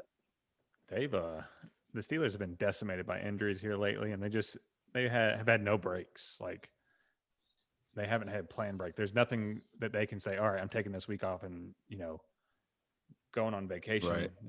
Because they've had to go and report to the office every day for COVID testing, like every NFL team does. They just need to fake a COVID test and forfeit a game. It might do them some good. Like Vanderbilt. Twice. Or Michigan. Or now Ryan, Tech. I saw the most fantastic description of Ben Roethlisberger ever, and I want to run it by you. Ben Roethlisberger is that dad who ate too much at Thanksgiving and is outside throwing the football to his sons because they asked him to, not because he wants to do it. Thoughts? Just by sheer look, yeah, that's for sure Ben Roethlisberger. He said, I need to play better or just hang it up. Hang it up, Ben. He looks so good. Dragging Mike Tomlin down. They're another team that is due for another quarterback because that defense is stacked. And they always they find wide receivers. Like the whole time that I've been really paying attention to the NFL, right? You've got didn't Santonio Holmes come out of Pittsburgh? Yeah. Mm-hmm. Emmanuel Sanders, Antonio Brown, Hines Ward, Juju Smith-Schuster. They print wide receivers. Maple Megatron. Plaxico Burress. Yeah. Who was that one guy that was really athletic and he had a shot? Bryant. What was his last name? Davis Bryant. Yeah. Clemson. Mm-hmm. Yeah. Yep. And they just grind those guys out, dude. They find them everywhere. Like it's like they walk outside of Heinz Field and they're like, anybody want to catch a football from the fat guy? It's crazy to me, man. Like I just wish they had like a good quarterback, like a good, consistent, not horribly injured quarterback who's as old as my grandpa. Because like, damn, that team's gonna be scary if they can get some talent under center. They could get Jamie Newman or something. This draft doesn't allot them to have a top one, but you know who I think they're gonna get? Sam Darnold.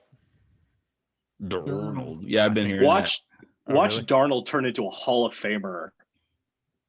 He's on talented. that Pittsburgh team. I think Gase is the problem. Adam Gase is an absolute idiot. Yeah. Well, not only that, but Jets are just devoid of any talent at all. He doesn't have anyone to throw to. He doesn't have anyone to block for him. They even traded that. They had that dude who's on the Panthers now. The fast guy with pretty good hands. And he was like the only target last season. And Robbie Anderson. Yeah, Robbie Anderson. Well, I mean, did he play for Denver? Who, Robbie a Anderson? couple years ago? No, Robbie Jets. Anderson? No, he was drafted by the Jets out of Temple. Must be thinking about Chris Anderson. Sorry. Go on, Micah. Oh, you're thinking of in basketball. Birdman. Birdman. I just work here. So I'm trying to get to the jelly roll. Yeah. Jelly time. So Browns versus Ravens was an absolute shit show last night. OBJ was a big fan of the game. Who I didn't watch the game at all. Did any of y'all watch it? Yeah, I watched it. I watched a good bit of it. How was that? I mean, I was like, oh, it's 21-14. Okay, it's gonna be a close. And that was like at halftime. It was like 21-14 or something like that. That's gonna be a close division game. I may not win my fantasy matchup. And I wake up and I'm like, what? What happened? Bruh. It was an explosion of offense from both teams. And by Lamar. Chubb, explosive. Well, Chubb, yeah. Chubb had a good game. What's his name? Kareem Hunt had a big game. He like multiple touchdowns. Then you had Baker threw 2 touchdowns, ran one in. Lamar came back. Like Trace McSorley comes in the game and sucks. Well, what's his face dropped his. He threw a first down and it was dropped. Yeah. And then Lamar comes back in the second half and was just like, I'm running all over this team. So yeah, it was a crazy game. Very exciting. But Baltimore was putting it on early on. And I also say it was probably one of the longer games I've ever experienced. I felt like it was on forever. But yeah, that fourth quarter was just electrifying. It was like, it's almost like you expected they were gonna score. Like Lamar came out and he was like, oh damn, that guy's open, and he was just like right over the top. It's like, oh no, yeah, that's it. It was very exciting. Lamar came out feeling a bit lighter. A little less pressure. He had to drop that work. So I owe another public apology to my man Nick Chubb. When the draft was coming and we had two Georgia running backs up in the draft, I said, I like Chubb. I think he's a big, strong runner, right? But Sony Michel is more NFL ready. I think he's going to have a better career because he's got better hands. He's a better route runner, whatever. And I was wrong. So Chubby. And it turned out Sony Michel literally has 2 bones connecting his knees together. That's right. Which is not something that you find out about a Georgia running back until after you draft them. Right. It's like no cartilage at all. Yeah. And he's just not good. I don't know who has worse knees, Sony or Todd Gurley. Ooh. Anyway, I'll say Sony. At least Todd got a couple good years out of his knees. I'm sorry, Chubbo. Not being right. Oh. Did Sony get a ring though? Yeah, he was a big reason they won the Super Bowl. They beat the Rams that year. So who gives a shit? Like you get a ring, you got paid a couple $1 million. Now you're retired because you have no bones in your knee. I don't Right. care. I Collect just that wear my Super Bowl compensation. ring. It'd be like, hey, Nick Chubb. Hey, man. It'd be like, What's hey, up, Todd. bro? What up, Todd? Yeah. What's up, Todd? That's crazy, but you're still in Remember the when we NFL. It's beat been you? 15 years. That's crazy, man. That's not. Thank God I never won a Super Bowl. What the fuck? You'd be insufferable. Dude, I'm already the worst. Imagine if I had a ring. What was that? That commercial, was that the Fox NFL commercial or whatever, where like Troy is like sitting there with all of his rings and he's like lazing like his like co-host with all of his rings. He's like, huh, that's crazy. He's like, boop, boop, boop, boop. All right, go on. I've never Sorry. seen that one. So Des Bryant apparently is not done with this season and will continue to play with the Ravens after he tested positive and then didn't test positive. So they may have another receiver. Do y'all think he's got anything left? Real quick answers. Sure. Yeah. He may Not really. He may catch a Anything. touchdown for him. Anything is something. Does he have a lot left? No. But he has something left. He's got some Michael Thomas left in him. Our resident, well, not you, Lionel, but the guy who lives in Baltimore is like, I'm so excited for Dez. He's going to turn our offense around. I'm like, Remember when Chad Johnson went to New England? yeah. That's about Tom Brady about was right. like, run the freaking route, bro. Look, You know, didn't this one. Jason Witten, who's he? He's playing for the Raiders right now. Yeah. Mhm. Yeah. So the Cowboys love to re-sign their players, and maybe they love to re-sign their white players. I don't know, but they love to re-sign their players. They keep like Sean Lee, right? Like they kept re-signing Jason Witten. They kept re-signing Tony Romo. You know, like they love to keep their players because it's Jerry. You know what I mean? The fact that they didn't keep, one of their most prolific and well-known wide receivers of all time should tell everyone something about where Dez is, and like Dez can post all those like workout videos he wants to Twitter. I've seen T.O. doing the same thing. He's gonna catch like an out route and he's gonna pull a hammy and that's gonna be it. He's Wasn't gonna it be an a, Achilles? He was like at training camp or something, and Yeah, his that was Achilles the blew Saints. up. Yeah. yeah, he's gonna like strain something because he's old and he's gonna be a commentator on Monday Night Football next year. Yeah. Well, He's gonna be in the Booger Mobile with Booger. the Ravens beat the Browns 47-42, and that ends our Blitz grits. I did it. The grit. That ends the grits. Blitz grits. So let's I'm all gonna go grit take these a blitz real quick. take a real quick poop break in honor of Lamar Jackson. I have a cramp. Peace.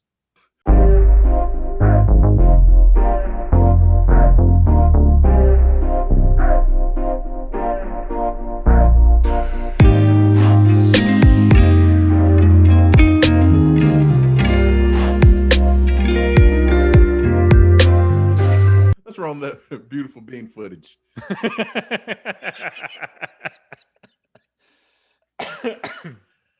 Oh, right. No. Let me get some water to that one. Thanks, Micah. Oh, I know why the screen's hurting my eyes so bad.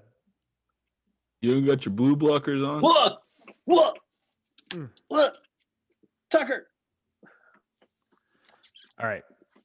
3, 2, 1. Welcome back from the break, everyone. Welcome back to Middle-Aged Men ASMR. What do you call middle-aged? Yeah, I'm not quite there yet. I don't think any of us are quite there yet. No, this is ASMR for middle-aged men. Oh, I'm into it. It's just for you. Slant route. Corvette. Fresh clipped lawn. Monday Boner morning pills. quarterback. DIY projects. You know what your team should have done. Back in my day, we didn't have to put our pronouns in our Twitter bios. Oh man. Let me put my good shoes on. So it is time for the layup, aka the finger roll, aka jelly time, aka points in the paint. And today we had some riveting news from the NBA, who, by the way, we'll get into the preseason aspect of that, but it is rolling and preseason is back on again.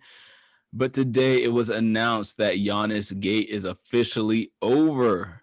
We don't have to worry. Well, we'll get to that.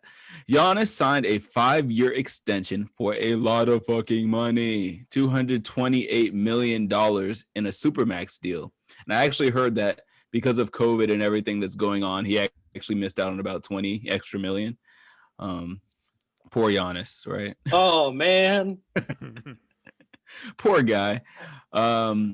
So with this signing, I want to ask y'all, seriously, do y'all really see Giannis playing out his full 5 years with the Bucks? And if so, what are the chances of them actually winning a title, even one? What do you think this does to the Hawks' chances of signing Giannis next year? Or Sign and trade, baby. Sign and trade. Could you imagine taking on that contract? Lionel, go ahead and lead it off. What you think? No. No to what? Yeah, to all of it. The Bucks aren't going to win a ring. And I've got a number of reasons for that, but we'll get to that later. I don't think the Bucks are going to win a ring. And I would be surprised if Giannis plays out the whole contract. The fun part is going to be Giannis is going to play 2 or 3 years. He's going to give that front office 2 or 3 years to load the team up and build around him, which is, because he was Mr. Do Everything in the bubble this past year, right? And they're still not going to get anything done. And then the Bucks are going to have to eat, like $50 million or something like that. And he's going to peace out to like New Orleans, or he's going to go be like the 17th All-Star on the Lakers, right? Then he's going to win all the chips over there. And it's sort of going to be like Bobby Bonilla Day. You know what I mean? Like the Bucks are going to get screwed on this contract. But on the other hand, what else were they going to do? Right? Like, they're probably not going to win a chip with Giannis. They're definitely not winning a chip without Giannis. Pay the man his money. He deserves it. And then when he leaves to go to the Lakers like everyone else, at least you can say you tried. Micah. I don't think he'll play out the full contract for the same reason Lionel said. He'll get frustrated. One, because it's Milwaukee, and there's nothing great about Milwaukee. Did you see those cannibal sandwiches? Did you see this shit?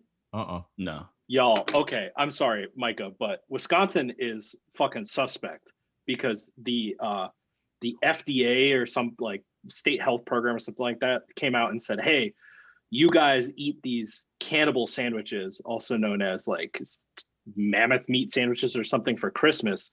Don't eat it. It's going to make you sick. I was like, the fuck is this?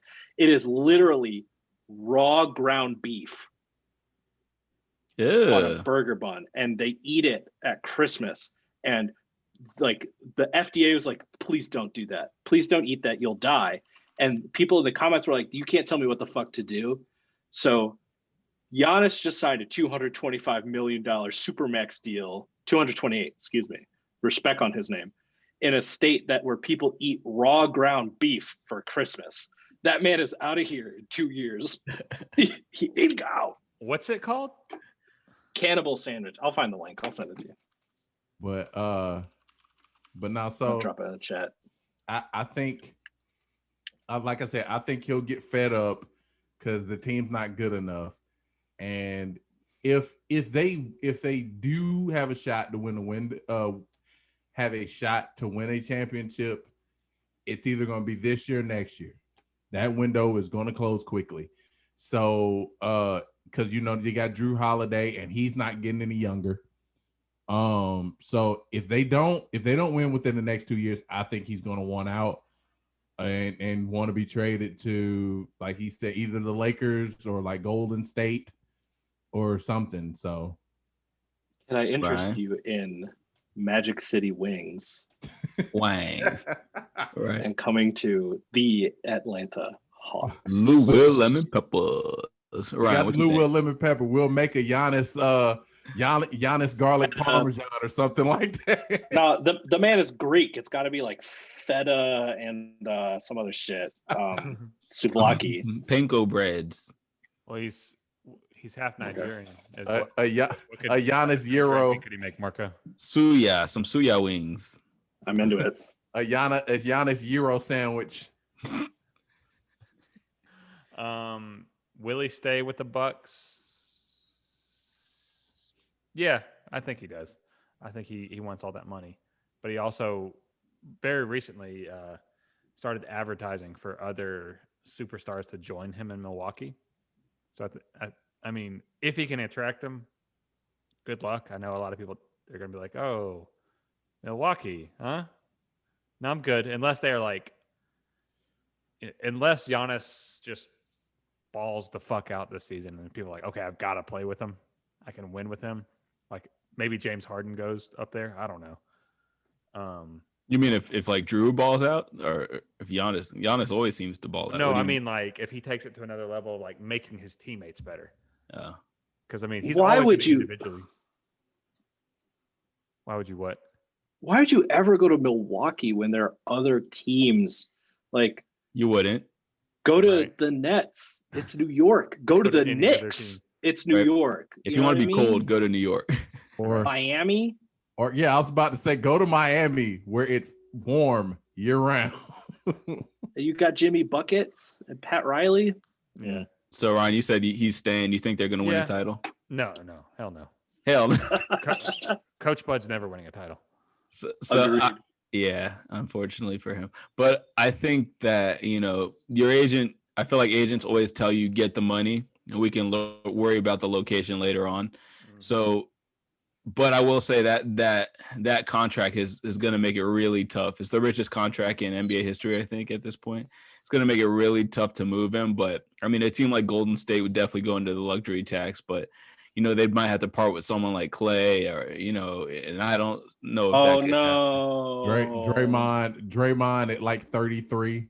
Yeah, they wouldn't want that. So, I mean, he might end up having to be in Milwaukee, at least for another 2-3 years. But, if he gets frustrated when he realizes that Jrue Holiday does not want to take shots in the clutch and and Chris Middleton just keeps on bricking, and they still do not have enough pieces, even though it's addition by subtraction, getting rid of Eric Bledsoe. Doesn't he have both of the Lopez brothers still? No, one Lopez is in Washington now. Which one? Does it matter? Robin. The worst one. The worst one. He still has the good Lopez brother, but yeah. So I think that he won't win a title in Milwaukee, that's for sure. So in other news, Paul George got a contract extension. Cool. Cue the crickets. Further proving the Los Angeles Clippers are not serious about winning ever, and they are cursed eternally. So moving on. So the preseason has officially kicked off. Wait, were we talking about playoff Paul? Yeah, we were talking about playoff P, who said he's going to bring back MVP. MVP P is coming back. That guy's going to be so good in Los Angeles. Watch him and Kawhi when they link up. You know what I mean? It's gonna be, oh, wait, what year is that? The next Jordan and Pippen. The Clippers are fucking shit. Oh, man. The funny thing is that Paul George forgot that he didn't actually win the MVP that season. So I don't know how he's gonna bring back MVP Paul George when he's never. As soon as I saw PG-13 got catfished on like Snapchat or something like that a few years ago by some dude in like Milwaukee, I was like, that guy's an idiot. It was Giannis. So it was Giannis. And he was right. It was Giannis, and he was battling depression in the bubble. So we'll give him a pass. That guy's never winning a chip either. In terms of pass on this story. So preseason has officially kicked off, and it's a welcome sight to see two of the league's top 3 players back in action. Speaking of Steph and KD, Steph, who is actually going to be playing, I think at 10:30 today against the Kings, the Sacramento Kings. What was that band? The Skinks. The Skinks. The Kinks. You talking about the Kinks? Was there a Skinks too? And I think a Kinks? There's a Skinks, yeah. Okay. Speaking of Brooklyn, though, they came out and they're looking like one of the better teams in the league so far. In addition to that, James Harden allegedly, I didn't check the box score, but he passed all 6 of his COVID tests after going and chilling with Lil Baby in Atlanta, because apparently that's a prerequisite for the NBA. You got to pass 6 COVID tests. I thought hanging out with Lil Baby was the prerequisite. So he's back, and what the fuck is Jeff Teague doing in with Boston? How did that not make any news? Like, because nobody cares about Jeff Teague. Oh, you didn't know he was there? I didn't even hear that. Did you? You heard that news? Wanamaker left, so they needed a backup point guard. Yeah, Wanamaker was the backup point guard. Mm-hmm. I thought we covered that earlier. That it was the episode where your buddy came on, I think. Well, we talked about Skeeg. Yeah, we talked about Skeeg and how they had been eyeing him. I thought. I don't remember that. I remember. I don't remember. It was not registered in my brain. So what we're gonna do here is we're gonna get our 2 early predictions about. It's not really too early now, but we're gonna get predictions about what we think is going to happen this season. So starting with Ryan, I want to know who are going to be your number 1 seeds in the East and West. First of all, who is your MVP? Who will make the finals, and who is your champion? Fire. So, number 1 seeds are gonna be Lakers. Ooh, they might rest a lot of people. I'm gonna take that one back. I feel like they're gonna rest a lot of people early on that might cost them the number 1 seed, and they'll fall at like 2 or 3. Sorry, let me pull this up so I can take a good look and give you an honest. You know you want Denver as that number 1 seed. No. You know you want Denver. I don't. Never gonna happen. You know what? Here's a surprising one. The Dallas Mavericks are going to be the number 1 seed in the West this year. Ooh. Hot take. Hot take. Boom. Pow. I'm into it. I'm into it, actually. Mavericks are going to be number 1 out West. Only because the Lakers are going to rest quite a few people. Kawhi's going to play like 7 games in the regular season. So he's like Micah said, he's going to get COVID every other game, every other road trip. Shit, I would. East, your number 1 seed will be the. I don't trust the Nets. I'll go with the Celtics.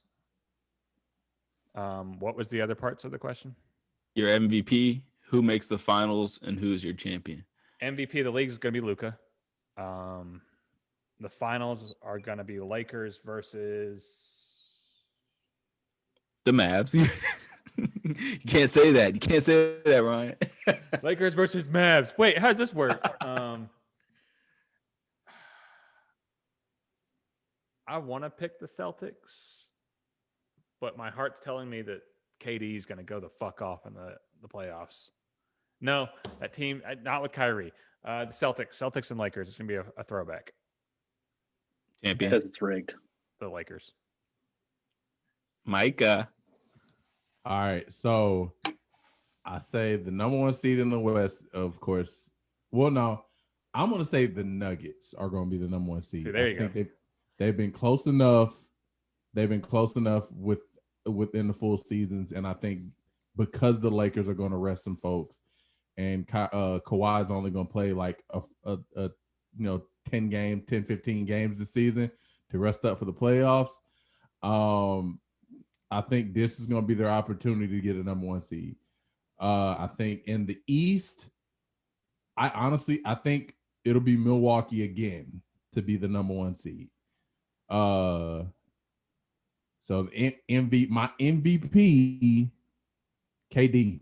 I think KD is going to come out and have a point to prove. And in spite of Kyrie, he's still going to put up ridiculous numbers. And he hadn't played in almost 2 years now. Mm-hmm. So yeah, I think KD is going to come out gunning. As far as finals, I'm going to say Lakers in the West, and in the East, the East is hard. Yeah. Boston. It's certain pieces of Boston I don't like in the playoffs. God, that's Remember, tough. Kimba was hurt last year. They picked up Tristan Thompson to shore up their front court. Jason Tatum is the real fucking deal, man. Yeah. That kid is. I feel like Jalen's goddamn. a realer deal. I'll go Boston because I trust them more than a lot of these other teams. Like Miami, as good as Miami is, and I like Miami, I don't think they're getting back there. So like I said, I'll go Boston. It'll be Boston Lakers. And what was the last question? Who makes your finals who's your MVP? Did you already say that? Yeah, I said KD.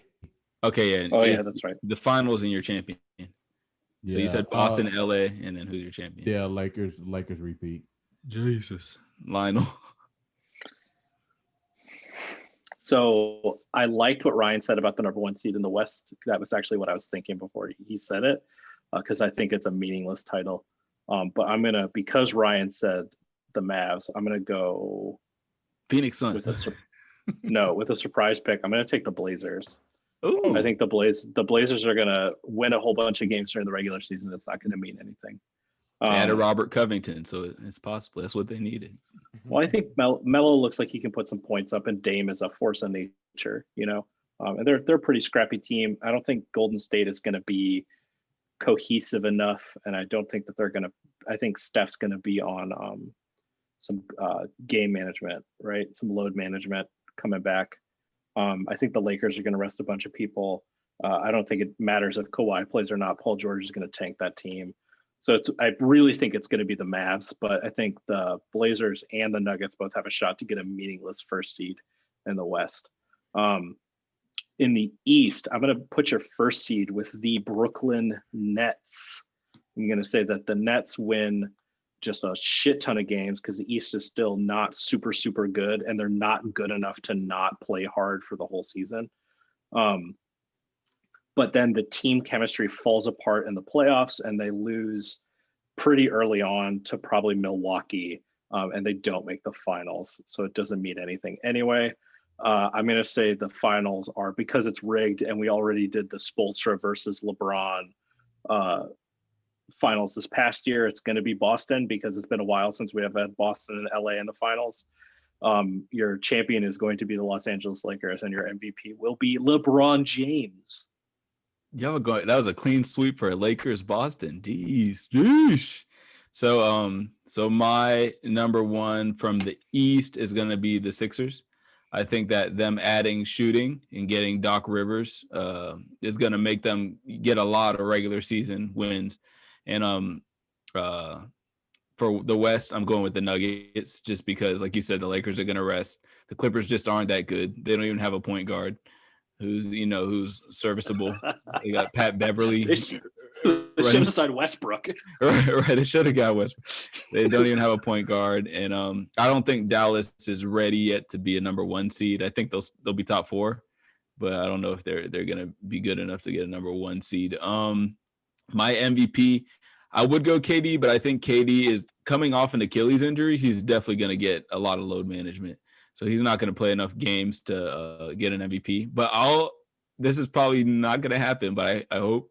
I think the Warriors will surprise people, and somehow Steph is going to have a 40, 50, 90 season again, and then he'll, pull off some crazy MVP season, like how Westbrook got the MVP when he was on like a near 500 team. It'll be one of those type of things, and he'll be like, maybe Golden State will be a 4th or 5th seed.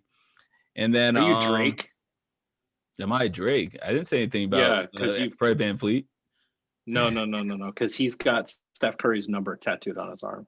Yeah, I didn't go that far, but I do like Steph. And then I also like Steph. I think that's a good prediction. For my finals pick, and also Trey will be top 5 MVP votes. For my finals pick, I'll go Lakers, but Brooklyn instead of Boston. I think it will be a retribution since KD, he's gonna have to even it up with KD, and he's gonna beat the Brooklyn Nets this year in the finals, probably in like 6 or something like that. Hopefully 7, because that would be a great series. But he's gonna get revenge on Kyrie versus LeBron. He's gonna get revenge on Kyrie and KD, even the score, and then just completely he's gonna swat Kyrie all series like he was doing to Westbrook in the playoffs. So that's my those are my guesses there. So Kyrie's gonna quit basketball after the season and open up a yoga studio. Oh man, what he say? He's like, I didn't talk to the artists because I feel like to the media because I feel like artists should get a chance to. Like, he is so pretentious. It's annoying. I don't talk to pawns. I can't stand Kyrie. You're a point guard in the NBA, my guy. Like, right. Your whole job is literally to do what people tell you to do in a game. He acts like he's on a record deal. Like, right. I will say, someone who's, since you mentioned Trey and MVP votes, I think Ja Morant's going to garner quite a few this year as well. Mm-hmm. Yeah, I wouldn't be surprised if that team takes a step back just because they don't have any. They didn't add anybody. Who did they add? Who did they? The Grizz. Wait, they were really bad last year, but they still managed to be because of Ja alone. They managed to be competitive, but they didn't add anybody. They lost one of their best offensive pieces going into the bubble, in Jaren Jackson. True. Triple J. Yeah. So he'll be back. I don't know. I don't take Triple J seriously yet because technically they added Justice Winslow as well. Remember, who's not right? He was hurt too. He's not a great player, but he's certainly a glue player. But then the West just got so much tougher, man. You were talking about Phoenix. We're talking about Portland got better. All these teams that they were sort of competing for, and Golden State, is potentially back in the mix. I don't know. It's going to be tough for Memphis. Even New Orleans, like they got to be better than them too, which might not be that hard. Memphis has got to switch back. Has got to switch to the East, man. I know that they can't. They really do, but you're never getting out of there, man. The one thing I will say is the Lakers shocked me in one thing. Like, yeah, they got younger. They got rid of Rondo and got Schroeder, so they got younger in the point guard. But then they were like, all right, we're going to get rid of Dwight. Dwight's going to go, and we're going to get Marc Gasol, who's even older than him. But Gasol on the Lakers. Right. True. I mean, it's a good pickup because he's a lot more versatile than Dwight. But it's just like they have no qualms with getting old players. It's like we don't care if our average age is 36. Well, when LeBron won the chip in Cleveland, like the average age of that team was like 41, and like it didn't matter. It's like Shumpert's hair. Oh my god, that team was so fucking garbage, and he willed them to a championship. Their payroll did not state that they were garbage. That was the highest paid team in the league that year. Well, it's because of all LeBron's friends, man. Come on. Well, Kyrie played. Kyrie did. And Kevin Love was on that team, man. That team was not garbage at all. But let's wait. What was I gonna say? But Marc Gasol, I feel like even though he's old, I think he's gonna have a lot more meaningful minutes than Dwight Howard. Well, I mean, he's a lot more versatile. Offensively. Yeah. He looked like trash last year too. I'll add that, but he'll still have more meaningful minutes. But, I mean, I'm just like, a lot of teams, like they try to go, they want experienced vet, but they don't want to get like that real old dude. Especially for older teams, they look for younger talent that can help the team. But with them, it's like, we don't care your age. We just know you can help us. Are you tall? Are you big? Yeah. Come join us. Can you play basketball? Do you know who Rich Paul is? Right. Montrezl Harrell though is so interesting. That dude can't even like shoot. He doesn't even have a form for his shot. Like he doesn't even have floaters. A jumper. He shoots all floaters. All floaters. Even from the three, he's shooting floaters. Here's the one thing. One of the biggest reasons why I feel like Denver's going to mess around and get a number 1 pick is because they're going to unleash some of those young weapons that they barely used last year, like Bol, and his like 7'8" self. Right. Bol is going to be like throwing people shots. He's gonna be standing under the basket. Somebody gonna be at the 3-point line. Right. He's gonna be like the Monstar and just swat. He'll look like Zion in college. Who's that one guy? Oh, he got JJ Redick like that. Yeah. Like the dude was literally standing under the basket. How did he even reach this? And he can shoot threes and dribble, man. So yeah, Denver has all the pieces they need, and they picked up that one kid who was super hyped in the draft. Yeah. So let's move on. While most teams have yet to develop plans for attendance, 3 teams have already indicated that they are ready and willing to have fans back in the stands almost immediately. And not so ironically, 2 of these teams are in Florida. So I'm laughing at Tampa Bay Raptors. That's the funniest shit I've ever seen in my life. So the Magic will allow, from day one, the Magic will allow 4,000 fans. The Tampa Bay Raptors will allow 3,200 fans for preseason and 3,800 fans for the regular season. And the Utah Jazz, who is the home of Case Zero, will allow 1,500 fans at the start of the season. So none in preseason. Wait, Rudy's going to get all those fans infected with COVID. Will be his I like how the mission. Raptors got deported. Like they're like, you can play, but you can't come back. They picked the hell of a place to right put now. it, though. They picked the best possible place.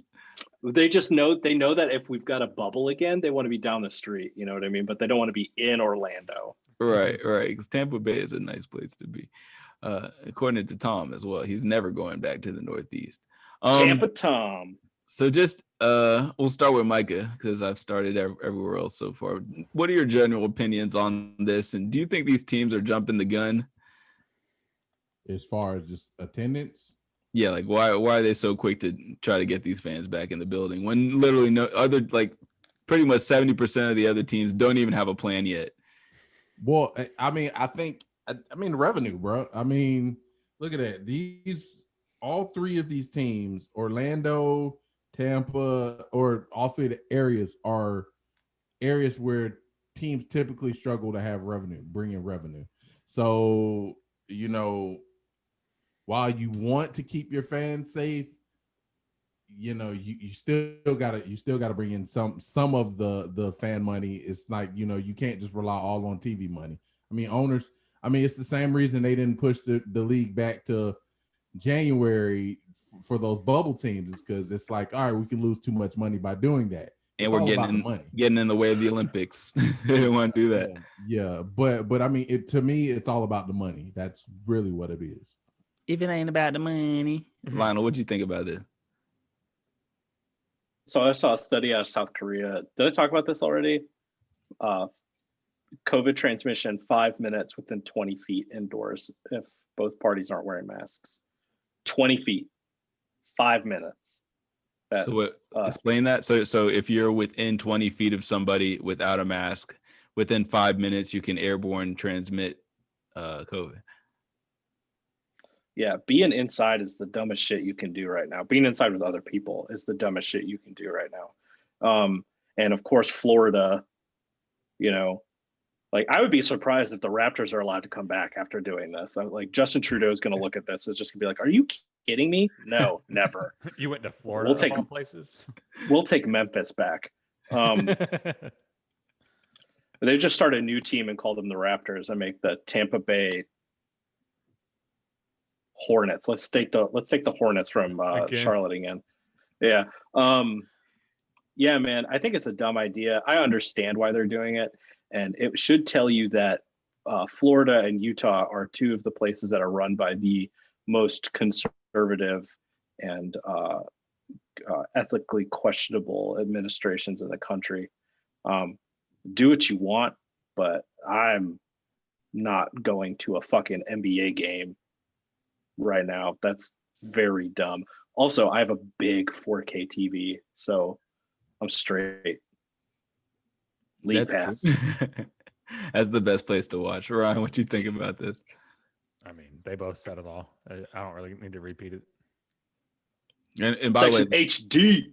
The Hawks plan on letting fans back in the arena on MLK Day. So, looking forward. But we got to the vaccine, guys. It'll be out by then. That's It's out right now, my guy. Right. Oh yeah, I mean it won't be out for public until you said May, right? Yeah, with April, May, yeah. We're gonna have to bubble again. This winter's gonna be shitty.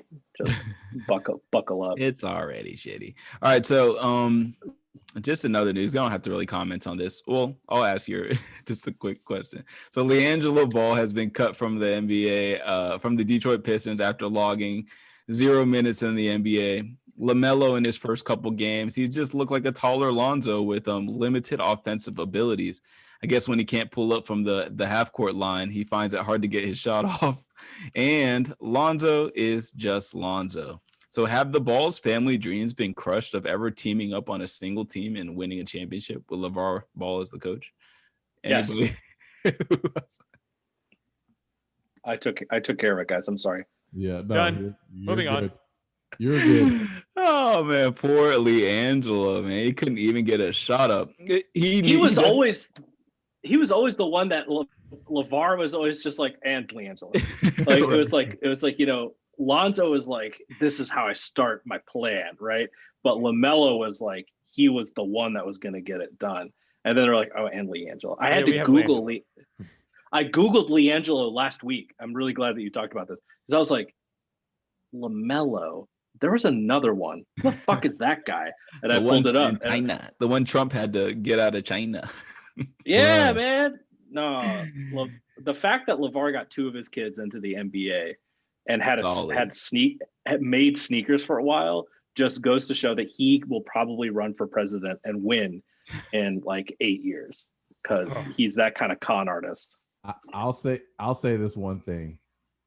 LiAngelo is not the basketball player that they are, but he's the only one in that family who has a big enough body where he could play football, become a tight end, and make a decent living and playing tight end for somebody.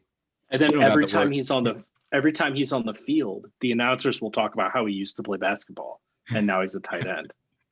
He don't got the work ethic or the hops to play to make the transition from the NBA to the NFL. I mean, look at maybe they can all go to the NFL. Jimmy Graham's still doing it. Look at him. Good God. Yeah, Lonzo would be a better quarterback than a point guard, probably.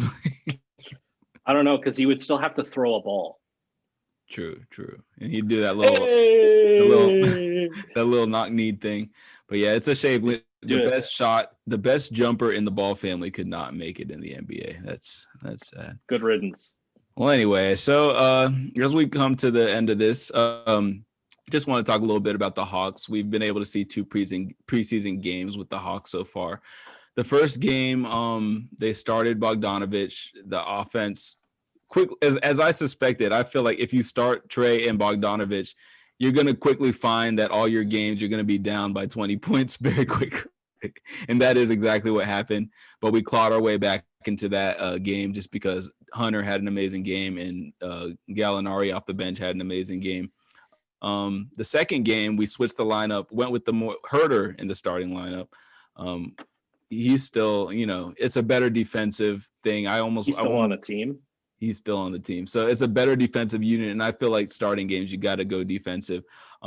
Trey dropped 21, a very efficient 21. Gallinari. What was the stat line? It was 21-7. I think 21-7 assists. And he had like, I know he shot 21 points, 8 turnovers, 7 assists, 4 rebounds. Right. So what was his field goal percentage? It's like 50 or something, 50 and 6 of 13. All right. So he was 45 from the field and like 50 from 3, 80 from the free throw line. And we won. Okay. So, Ryan, what do you think so far of what you've seen in preseason? It's definitely going to be some moving pieces and finding that right chemistry. But there's so much depth that no matter what lineup you put together, there's constantly going to be scoring on the floor. Lots of potential all around. So I'm excited, man. I'm stoked. This is the only thing that can hold this team back is chemistry and coaching. And that's it. So let's see how quickly we fire Lloyd Pierce this season. Lionel. Give me Becky. Has Capella played yet? Yeah, he's been playing. The only one who has not played is our So Dunn hasn't played, Rondo hasn't played, and which is okay because he's like a coach. And what's Rondo his face? doesn't have to play. Okongwu has not played yet with his. If I were Rondo, I'd skip the whole preseason because like that's what he's doing. Rajon Rondo needs to play the preseason. So I haven't watched any of the preseason games, but I am going to tell you how I feel about these Hawks. So I'm a cord cutter. I was an early cord cutter, right? I jumped on Sling TV right when it came out. I've been on Hulu with live sports for quite a while because I thought it was a hell of a deal. My friends, the Hawks play on Fox Sports Southeast, which is owned by, or Fox Sports South, which is owned by Sinclair Media now. When I was in Baltimore, that didn't matter because I had League Pass, right? So I paid for the Hawks on League Pass, and I was like, bet, put it on the TV. I'm good. It's in 4K. But now that I'm back in Atlanta, I got to get Fox Sports South, and there's only one streaming service that carries Fox Sports South, and that is AT&T TV Now, which is a okay streaming service, kind of. They've got good picture quality, but they only carry that channel on the $80 a month tier. That comes with free HBO Max, which I already have. So I am paying $80 a month for AT&T TV Now so that when the season starts, I can watch your Atlanta Hawks and listen to Neek talk about it without trying to do some VPN workaround bullshit. My friends, this is going to be a fun team to watch. Do I think we're going to win a championship? No. Are we going to go deep into the playoffs? Probably not. Are we going to score hella buckets and look really good at while we're doing it? You're damn right we are. And I hope we beat the Bucks in our only playoff series that we win. So I can look at Coach Bud and I can say, this could have been you, Bud. Bud. But then we lose in the second round of the playoffs, and then we hire Becky as our head coach, and I'll be the happiest man in Atlanta. Micah. Oh man. It's like Ryan said, it's gonna be a while before we find the best lineup. But from what I've seen so far in the couple games we played, it looks good. I mean, shooting, we got shooting all around. Almost every position we got shooters, which is good. We've got a few. We don't have nearly as many defensive liabilities. We got rid of Bembry's bum ass. Because that dude was absolute garbage, like 40% free throw shooter and as a wing player.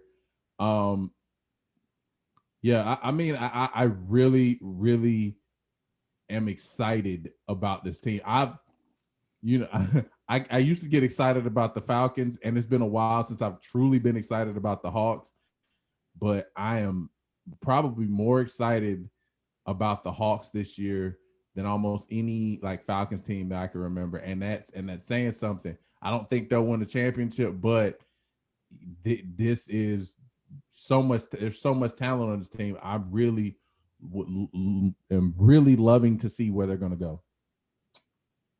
I agree. My only worry right now is that the depth at the center position is, just because of injuries. When Capella's on the bench, but at the same time, we can still throw, some defenders out there. So it should we'll probably sign or trade for Dedmon again halfway through the season. So where is he? Where is that man? I forgot we traded him. What happened to the dude who used to be on Golden State? I have not seen him anywhere. Damian Jones, let him go. Okay, he's a son. He's a son. Okay. Mark, I need to change my answer for number 1 seed in the West. Okay. I just saw Kent Bazemore is playing on the Warriors. That's your 1 seed. Lock it in. But I will say I am ultra pissed though that I have to go through such lengths just to access Fox Sports Southeast. Like, come on, guys. Like, get with YouTube TV. Like, what are you doing? Oh, I was just reading about it because I didn't know that. Mm-hmm. I was wondering why I couldn't watch the game the other day. But they said they're in active negotiations to bring them back. Don't make me walk in the office, Fox Sports Southeast. Sinclair is losing a ton of money after they bought these regional sports networks. which they should have sold them to Amazon, because could you imagine? You just get it with Prime. Right. So it looks like, so I'm real big on streaming services and stuff like that. I think by the time the NBA season starts, most of these RSNs should be back on the majority of the streaming services. So hopefully YouTube TV or Hulu gets them back. Or Until then, right. Well, Sling's, they're cheap because it's Dish. The other thing is that the Sinclair RSNs are talking about having their own streaming services, like their own apps in January. So you might just be able to get Fox Sports South, which, I mean, like, they also carry most Atlanta United games and stuff like that. So this channel is a necessary thing for me. Right. Until all of my teams are shit halfway through their seasons, that I can cancel it and go back to watching Netflix. And thus commences the conclusion. Way to reel it back in there. I was doing that. I did that on purpose. Of the finger roll, aka the layup, aka jelly time, aka points in the paint. All right. That was a good segment. Thanks. I'm never going to get invited back because I'm the tangent king. Well, now it's time for. It's called Soccer as a Sport now. Hey, did you guys know that soccer is the most popular sport in the world? I think I heard that before. Yeah, I've heard it. It is. Now, I personally am a fan of some bad teams, right? The Falcons. The Braves are good now. The Hawks. Arsenal, which is actually just like a retro fashion line that also has a soccer team that's currently 15th place in the Premier League. That new, by the way, hit up the Adidas retro line for Arsenal. Them shits is fire. But there's some soccer news that I want to share with you guys. The first one is I follow a guy named Pablo Iglesias Maurer, who's a writer for The Athletic. I follow him on Twitter, and he is amazing. Number one, he's funny. But most of the stuff that he writes about for The Athletic, and I know, Bobo, I hit you with an Athletic subscription a couple years ago. I don't know if you've been keeping up with it, but it is the best website for sports news, period. They have got some amazing writers over there. But what Maurer does is he writes articles on things like the one season that Maradona played in North America, and like the NASL or something like that. So he's got this article that came out recently about Soccer Slam, which was like soccer combined with WWE wrestling, and they were like punching each other and body slamming each other while trying to play soccer. Someone was like, hey, why is soccer not popular in the United States, but football is? It's the hitting. So it's read the article, look up some of I think it only lasted like 4 episodes or 4 games or something like that. It's fucking amazing. Please check it out. I put a link to the Athletic article in the show notes or in our rundown. Check out Pablo Iglesias Maurer. He's on Twitter at MLSist. The man is it's hilarious. So there's some soccer news. The first one is the big news for us here in Atlanta is that Columbus won the MLS Cup. Congratulations to the Crew. An interesting storyline there is one of the kids, or one of the guys, the young players on the Crew who helped them win this championship was a kid who was pictured a few years ago. You know, they were talking about moving the Crew to Austin because the owner was a real douche nozzle. There's a kid pictured in the stands with a banner that says "Save the Crew Academy," and that kid played in the final and helped them win. They beat Seattle. Fuck Seattle. So that was cool. The very best part about Columbus winning the MLS Cup, though, is that the season is now over and I can start paying attention again. So congratulations to Darlington Nagbe, the best driver in Atlanta, who has won 3 MLS championships with 3 different teams and 2 different coaches. My man Darlington is the best midfielder in all of Major League Soccer. He better get a men's national team cap soon. But now we can talk about Atlanta United again, because now we start over. So thank God Orlando didn't win. They looked like they were on a run. Then they lost. They still have 0 trophies, and we still have 3. So Orlando can shove it. So news on the Atlanta United front. It looks like we've got our new head coach / manager, guy named Gabriel Heinz. He's coming out of South America. He's the coach at Vélez Sarsfield. He plays, or has his players play, really attractive attacking football. He's another student of Rafa Benitez, which is the same as Tato Martino. So we're getting that sort of Argentine, South America feel. Heinz is a really highly sought after coach. He's been rumored to come up. Like, there's so many like weird Spanish blogs that I've been looking at to try to find news on this stuff that I have to like translate in Google Translate. You know, the words are all fucked up or whatever. And I'm just like, I don't know. Right. And I'm like, I don't know if this is an actual website or what. Like, how many virus equals very yes? You know, like, I don't know what's going on.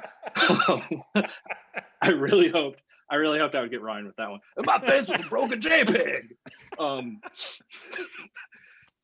But something that I thought was really telling about this hire is that Carlos Bocanegra, who is the technical director for Atlanta United, said that we're Atlanta United, time we get back to being Atlanta United. So this is a statement hire. We also traded John Gallagher, who is a fast wing player recently, and acquired an international slot.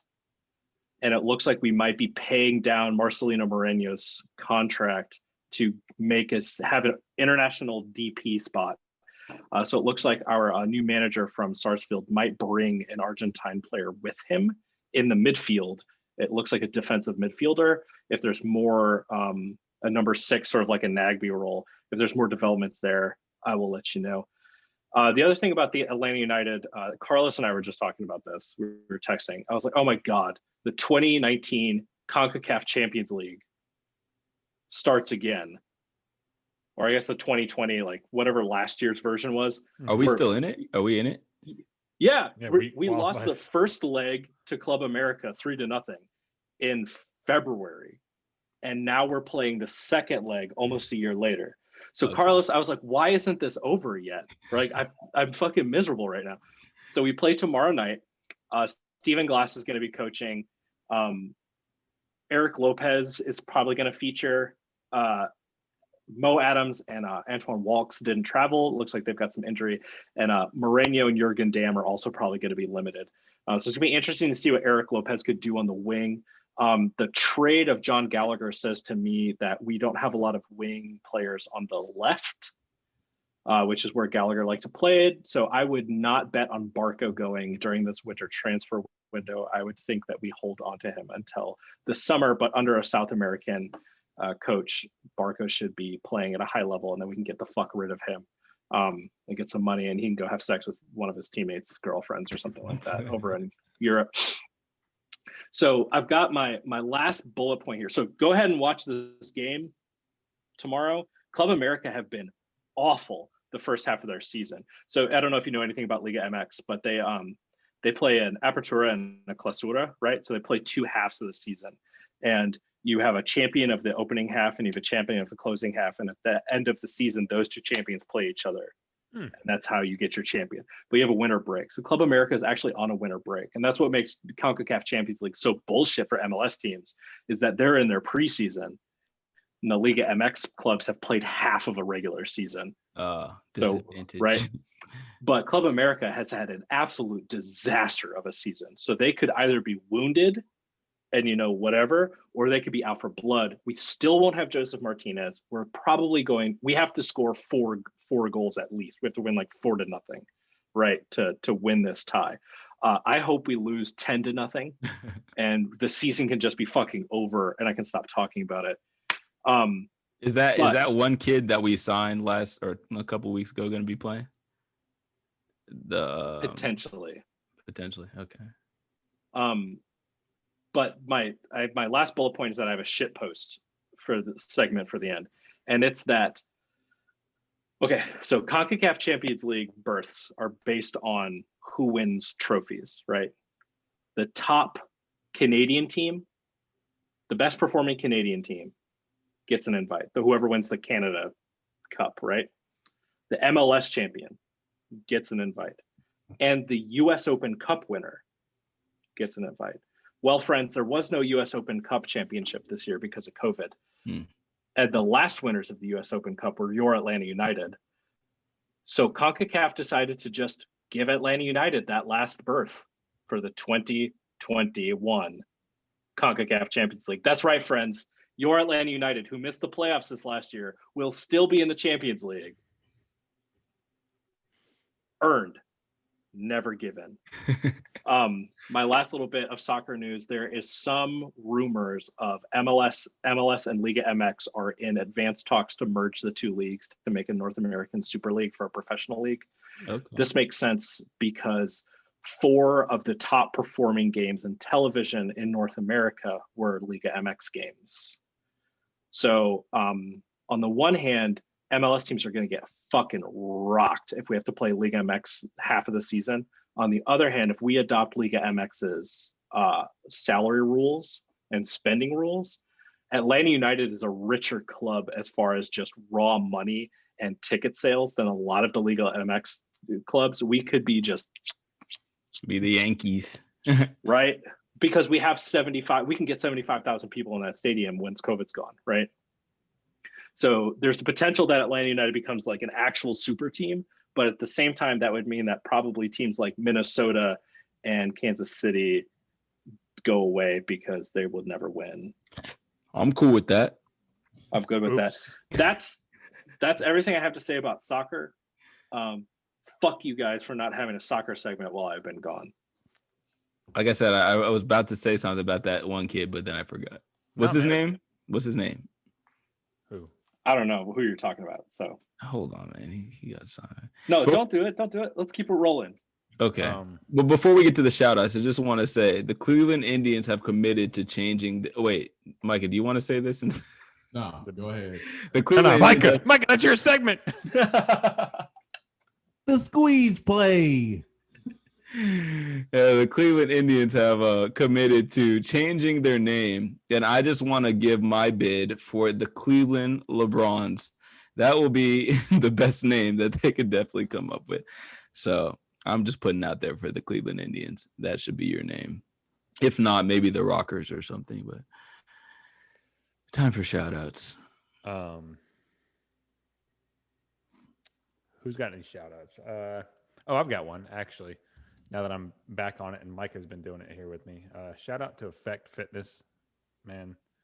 That shit sucks, but it gets you in shape real quick. You deserve it. You deserve it. Also, I'll go ahead and do my rec too. Amazon Halo. I got my band. It's there it is. It's essentially just the Apple Watch for fitness side of it, but without like the iMessage capabilities. Because I didn't want to wear a full-on watch. I actually don't like wearing watches at all. This is about the right size for me. So if you're looking for a good fitness band, right now they're only in beta testing, like public beta testing, but they should be out fairly soon. So they're only about $60 too. Good way to track your fitness, track your steps, track your sleep as well. Also has a really cool feature with it listens to you, but it eats your battery life alive. That's redundant. But it'll tell you like, oh yeah, in this conversation, you're being mean, right? Yeah, like hey, you're kind of being a dick right now. Calm down. Take a break. I need that. What y'all got? Shout out to Carl Nyberg at Sway Sauce for finally getting my merch. Oh, it got there. Once finally? Once that merch store opens up, that T-shirt is comfy as fuck, and the black on black hat is money. It's in the other room. Also, I wanted to show off my headphones, so I'm not wearing it today. My rec is actually going to be. I'm really glad Ryan said that. His part. My Apple Watch and Apple Fitness Plus, which launched on Monday. It's been the workouts that I'm doing. They use Nike trainers.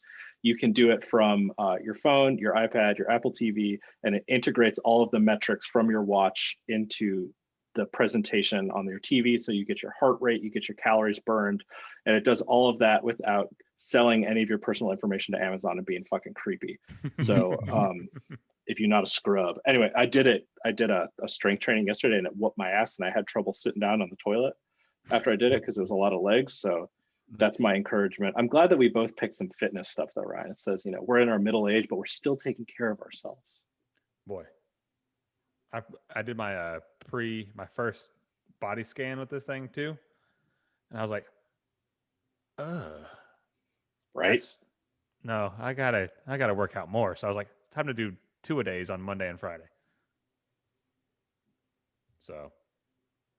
So I got a shout out and a rec. It's all in one. Shout out to my homegirl Stacy, or at chef.lambo on Instagram. Does her mom have it going on? I don't know. I don't know if I've ever seen her mom. That's the first thing that popped in my head, honestly, when you said that. But I mean, her sister's cute too, so it wouldn't surprise me if she did. But State is like she's coming through clutch with the seafood mac and cheese for Christmas for the family. So appreciate you. All folks try her food. It's really good food, and she's really creative. She got a lot of good options. So I just want to shout out my shoulders. Putting in a lot of work.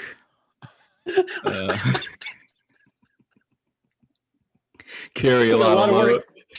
Carry a lot of loads. What? Since we were all talking about shout out fitness. LeBron James carried a lot of trash players to the finals every year. Oh God. oh man. Damn. Yes, sir.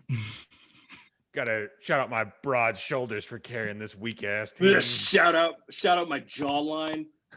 God damn. Look at it. Oh. All right, I got a lightning round question for you guys. Okay. Shoot. If let's say there's an apocalypse, which there is, and you could save one sport for posterity, one professional sports league. I'm going to even narrow it down. One professional sports league to have. That's it. All of the rest of them cease to exist and are forgotten forever, and you also can't replicate them in any sort of way. Which professional sports league would you save? Mako. I'm going with the NBA because, they can pretend to be socially aware and seem a little less racist, and I'm down with that. Performative wokeness. Micah. Ryan's real fucked with this. Look at him. I guess I got to go with the NFL just because I love football so much, and I'd at least be entertained. I love football so much. Bobo. See, I was like, which football am I going to save? I'm going college football. There's more teams. It means a little bit more. The stadiums, especially in the SEC. Right.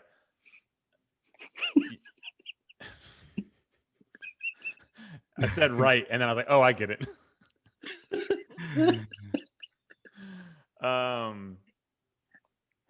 Yeah, there's more teams, there's more games. Lane Kiffin. Drama. But see, college basketball, like March Madness, shit. Yeah, but you don't care about college basketball outside of March Madness, do you?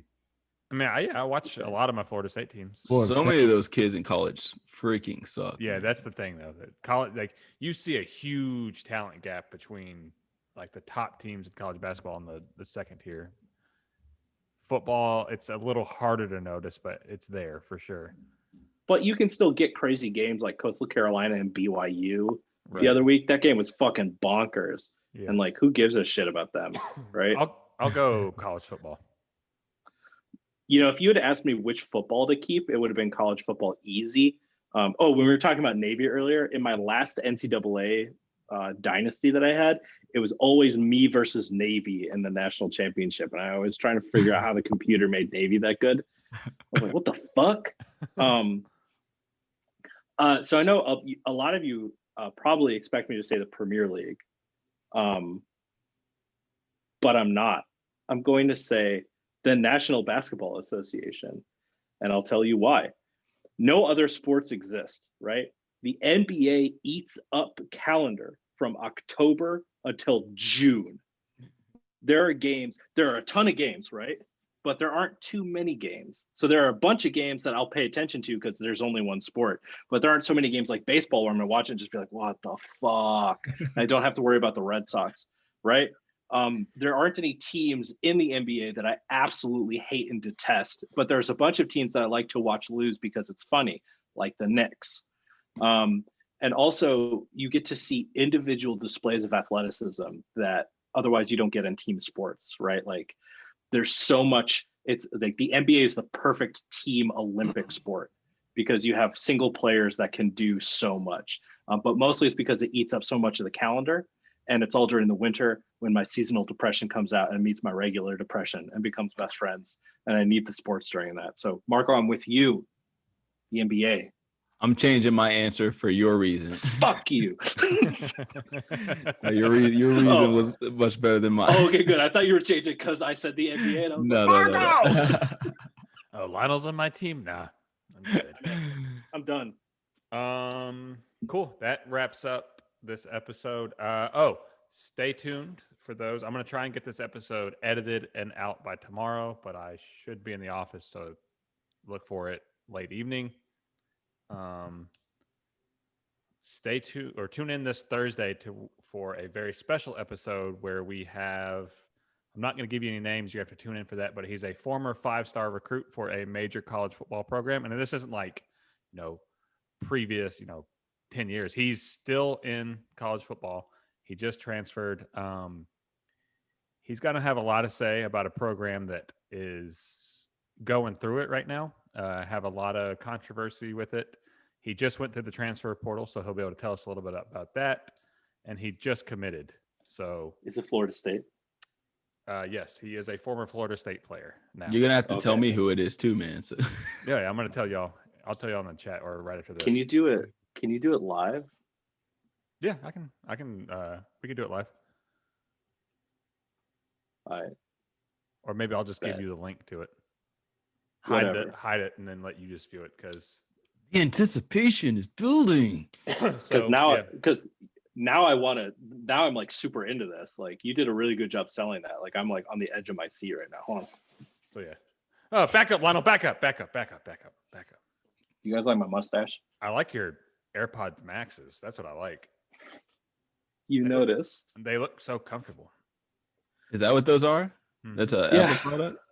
Yep. You guys, actually, I've been trying to listen to them all day. I got them today.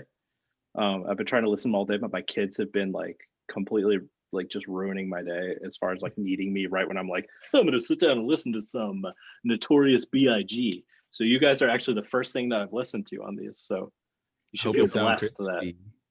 You sound great. You guys sound fantastic. And you look great too. So just keep it up. All right, let's wrap this up, and we shall see you next time. Guys, don't forget to subscribe on YouTube where we do our weekly post-game reports. Smash that subscribe button. Exactly. Find us on YouTube and Facebook if you want. We don't really do anything on Facebook, but Instagram and Twitter is where you'll find us active the most. Thanks for listening. We are Fish and Grits, the podcast. I'm Ryan. This is Marco. Oh yeah, y'all don't know where y'all are this time because it's different. So I'm Lionel. Everybody talk at the same time. Marco. Oh crap! It's Decemberween. All right, guys, we're out of here. Bye. Bye, everybody. Peace.